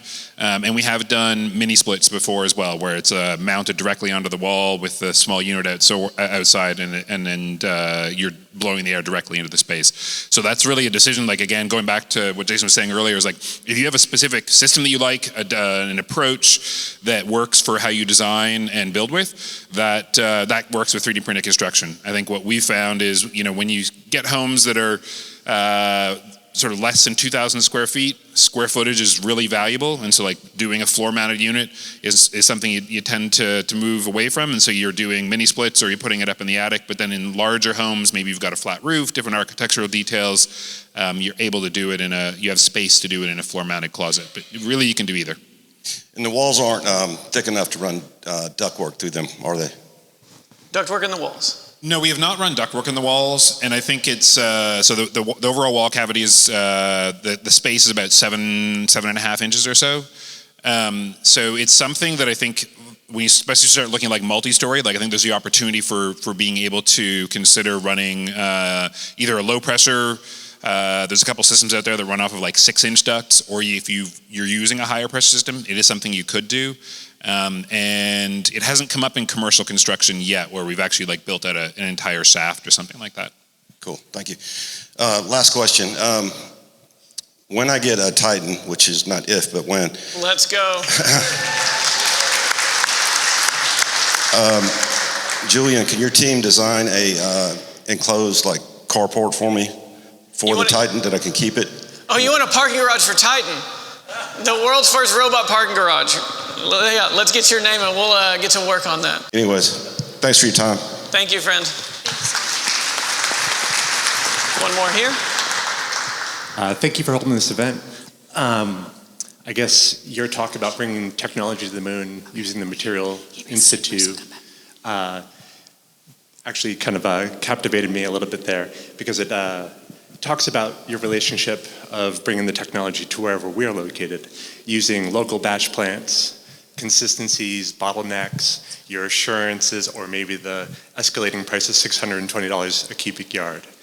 High level, can you talk about your relationships to date with batch plants, quality standards testing that you hold them to, or that you, ongoing?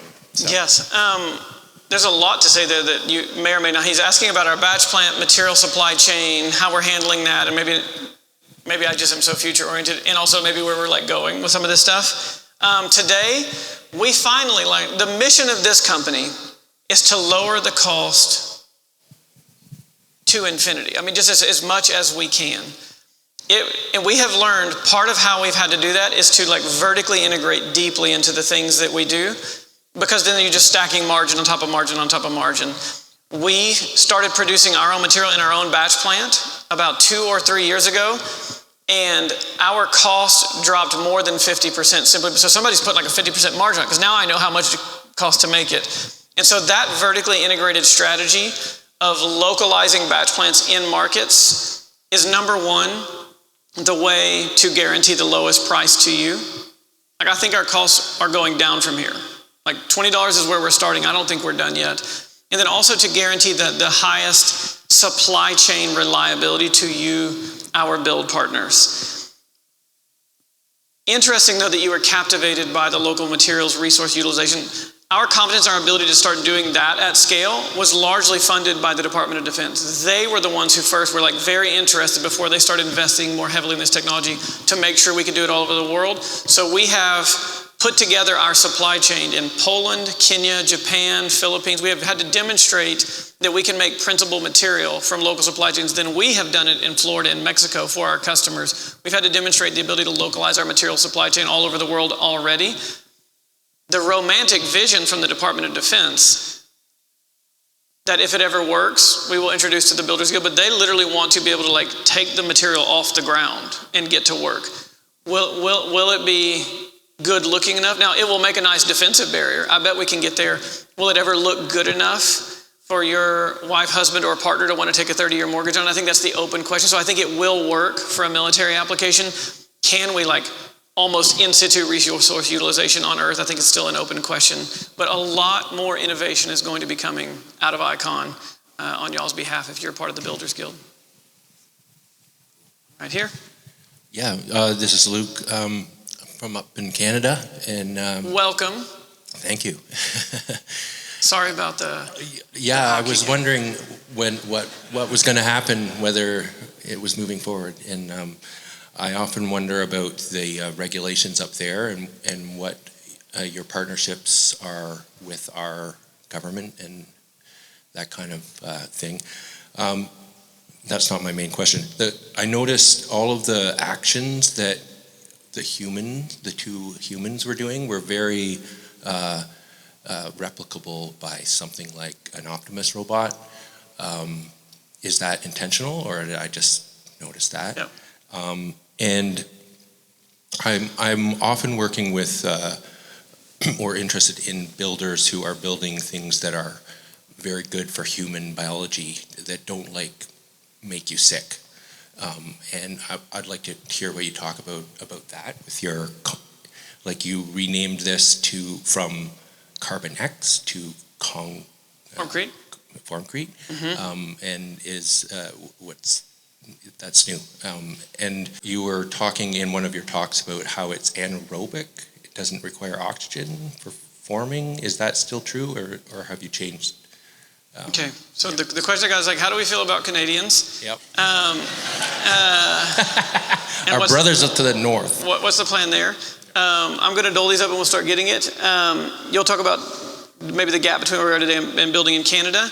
There was a question about other robotic form factors that I'll take. There was a question about renaming from Carbon X to Formcrete that I will take. And then the last one was, the anaerobic thing. You can take that as well. Why don't you go first, and then I'll clean up with other robotic solutions and renaming Formcrete. Yeah. So a question related to codes in Canada and what's our relationship up there. So I mentioned that I and some other people at ICON, we're involved in some of these committees and working groups that are developing the codes and standards for 3D printing. So we interact with other engineers in Canada on a routine basis. I actually had a call with them, I think, just last week. ICC, so International Code Council, there is some reciprocity there. ESRs are recognized up there through that reciprocity. So we would need to do a little bit of work, I think, but that ESR is readily, I think, will readily transfer to the market up in Canada. And then anaerobic. Something I wasn't clear on the anaerobic question. So while you think about that, let me answer the robotics question. The renaming for Preet. The base formula from Carbonex to form Crete hasn't changed. We just realized it was a bad name because it kept confusing people. They're like, is there carbon fiber in it? And does it actually absorb carbon from the atmosphere? And names for products are just like bad if they confuse people as a general rule. And so we're like, oh, it's concrete that takes form. But our commitment to sustainability remains exactly what it was and will be so in the future. Other robotic form factors. I think you can expect other robots available from Icon in the future besides just the 3D printers. I think more and more of this needs to get automated to drive this revolution forward. But also, because we've created this BuildOS infrastructure, we have our own internal building information model, it also opens up the possibility of allowing other robots into the ecosystem because they're all working off the same blueprint and sort of same foundation of data. And so I think there's a lot more possibility to come. I can't say a name. I'm meeting with a CEO of one of the humanoid robotic companies on April 11th, I believe. And so like these conversations are actively at work. Again, we are going to continue to fight for innovation on behalf of the Builders Guild, and I think you'll see a lot more things coming from us in the future. But maybe we want to clarify that anaerobic question. Yeah, you had mentioned, I think, or maybe I just heard that, like that it doesn't need oxygen to solidify, or is that not true? Yeah, I think you must have misheard me or something. Okay. Yeah, the concrete as designed takes its form under Earth's standard atmospheric conditions. Right. Yeah. On the moon, a different story, but on Earth, yeah. So a question is, if you see weather coming in, what is the time frame for solidification? Is it like about 90 minutes? Or? Weather coming in. How long you got, Goat? Yeah, the weather station will notify that operators well in advance, and then the near nozzle dosing system is going to inject an accelerant, and so it's going to begin to cure much faster. Typically on the homes we print, 15 minutes on the low end per layer, up to call it 45 for a larger home. And so on that last layer that you're going to do before the storm comes in, inject an increased amount of accelerant, it'll set up, and then your beads are protected. I think we have time for 2 more questions maybe. Dan? Hi, Jason. This one isn't just for you, but everybody on stage. I'm really curious what each of you are most excited about in the near term, whether it's project or some hurdle or improvement to the processes that each one of you are working on. Okay. Keep it light. Speed round, go. Most excited about, Julian? The opportunities that Titan will offer for us to expand our architectural vocabulary. We have a $3 million contract specifically focused on seismic. Getting Titans into the hands of other builders that kind of are inspired by this vision of a robotically built future that drew me to Icon. I already alluded to this when I was talking before, and I wasn't actually joking, that 2 things. We are working on other application systems, but we are, I'm going to get to go see us like shoot some guns at our walls. And so I'm excited to go and do that testing and to be able to actually understand like what type of ballistics and impact resistance that we're able to provide with a printed wall system. And my answer is a cop-out. I have been living for this day for 8 years. If you can imagine, to get to stand up and say like, we have something we think we can give you. I haven't like looked like tonight I will sleep. I won't have too much margarita, but I will sleep and I will wake up tomorrow. And then I'll probably just be most excited about like starting to onboard some of you and empowering you to do this good work in the world because we can't do it alone. Shelby? Yes, hello. From being a home builder for 35 years, my question is, how well are your MEP and other trades accepting and pricing, in comparison to what they are in standard construction? The answer, the first part is originally, it made everything more expensive. Like every saving we were getting, we were surrendering back by paying trades to learn on the job. Again, you get to stand on our shoulders on that, but thank God for David and Bungane. Yeah, so that was something that we thought about a lot and actually took into consideration in terms of like how do the trades currently work and how do they work with 3D printed construction and how do we make this not something new that they have to go out and figure out. And so we went over this like relatively quickly in our presentation, but each of those openings, and it's clear sort of in a shower opening, is that we're actually creating like a printed opening that you're able to basically then attach blocking on either side. And so when the plumber actually shows up, they're looking at a condition that is very similar to what they deal with every single day. They're basically going to have a cavity. It's going to have framing on either side. They're going to be able to drop in and install their pipe. Anywhere where they have to make a connection, so from a waste line coming up out of the ground to a vent line to a drain to the connection to the faucets, that is all going to be like accessible to them when the print is finished.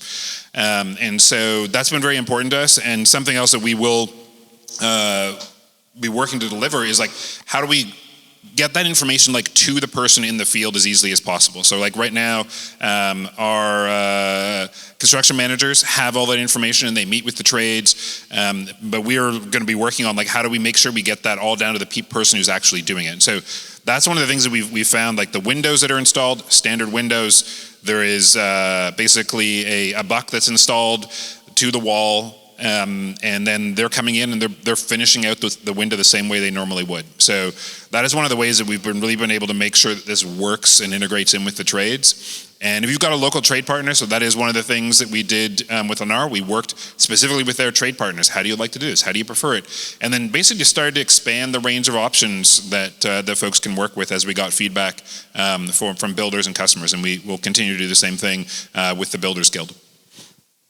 There were two more questions in the back. I saw Dan, and then we'll call it, but I saw them waving, and I want to be nice. Hey there, Ryan Jankula from Pacific Palisades, Los Angeles. I've got a lot of questions, but specifically in the use of time, what's the useful life on the Titan? And also, what's the adaptability for future upgrades with any of the features? Great question. So on the useful life of Titan, we have designed to typical like heavy equipment standards. Palfinger would be a great person to go grab a cocktail and talk about how long some of their precision cranes and some of their equipment are lasting out in the field. Vulcan is our best evidence-based rather than projection-based. Vulcan we're proud of what we did with Vulcan, but is in every way an inferior machine. And we have Vulcans that are still in the field approaching half a decade at this point. Most of the wear and fail parts are designed for repairability. Right, we're not expecting like large structural failures. It's like occasionally a motor would need to be upgraded, an actuator would need to be replaced, things like that. So the things that are likely to break are repairable. And then for upgradability, we have designed specifically for upgradability. I think one of the most likely things to get upgraded in the next half decade are increasingly precise vision systems where we're using machine vision to track accuracy on the slab. And I think the state of the art on that is just moving so fast. But we have designed that like this will not go like obsolete anytime. Like it will be probably by the time a Titan is ready to be retired, it will be delivering under $20 a square foot wall systems and still be quite useful. Palfinger, can you yell at me what the like useful life of some of y'all's precision cranes or loaders and unloaders is? 7 years is kind of what they're seeing. Yeah, cool. Was there one more in the back? One more in the front. Bring us home, friend. So I've shared some of your 3D printing buildings with some people that I know, and the one concern I keep getting over and over is they don't like the way the extruded lines look. Do you guys have any other like nozzles or anything like that? I mean, I'd hate to be covering a building in stucco or something like that. But. What if you don't like the way the 3D printed looks? Two things, or maybe three things. Number one, you can finish the 3D printed beads any way you like. Like stucco is the one that comes to people's, stucco or a plaster is the one that comes to people's mind most commonly, but you can hang vinyl siding, wood siding, like the masonry anchors, like you can finish it however you want, truly. Of course, you will like pay for that siding, but you've already got some cost savings to play with relative to conventional construction, so you can finish it however you want. We have been waiting for every year. It's like, is this the year that like, we thought for sure when we did those 100 homes for Lennar, we're like, this is going to be too adventurous for Lennar. They're going to want to finish it. Lennar did not, and then it was their #1 selling community in Central Texas. So it is a thing we keep preparing for.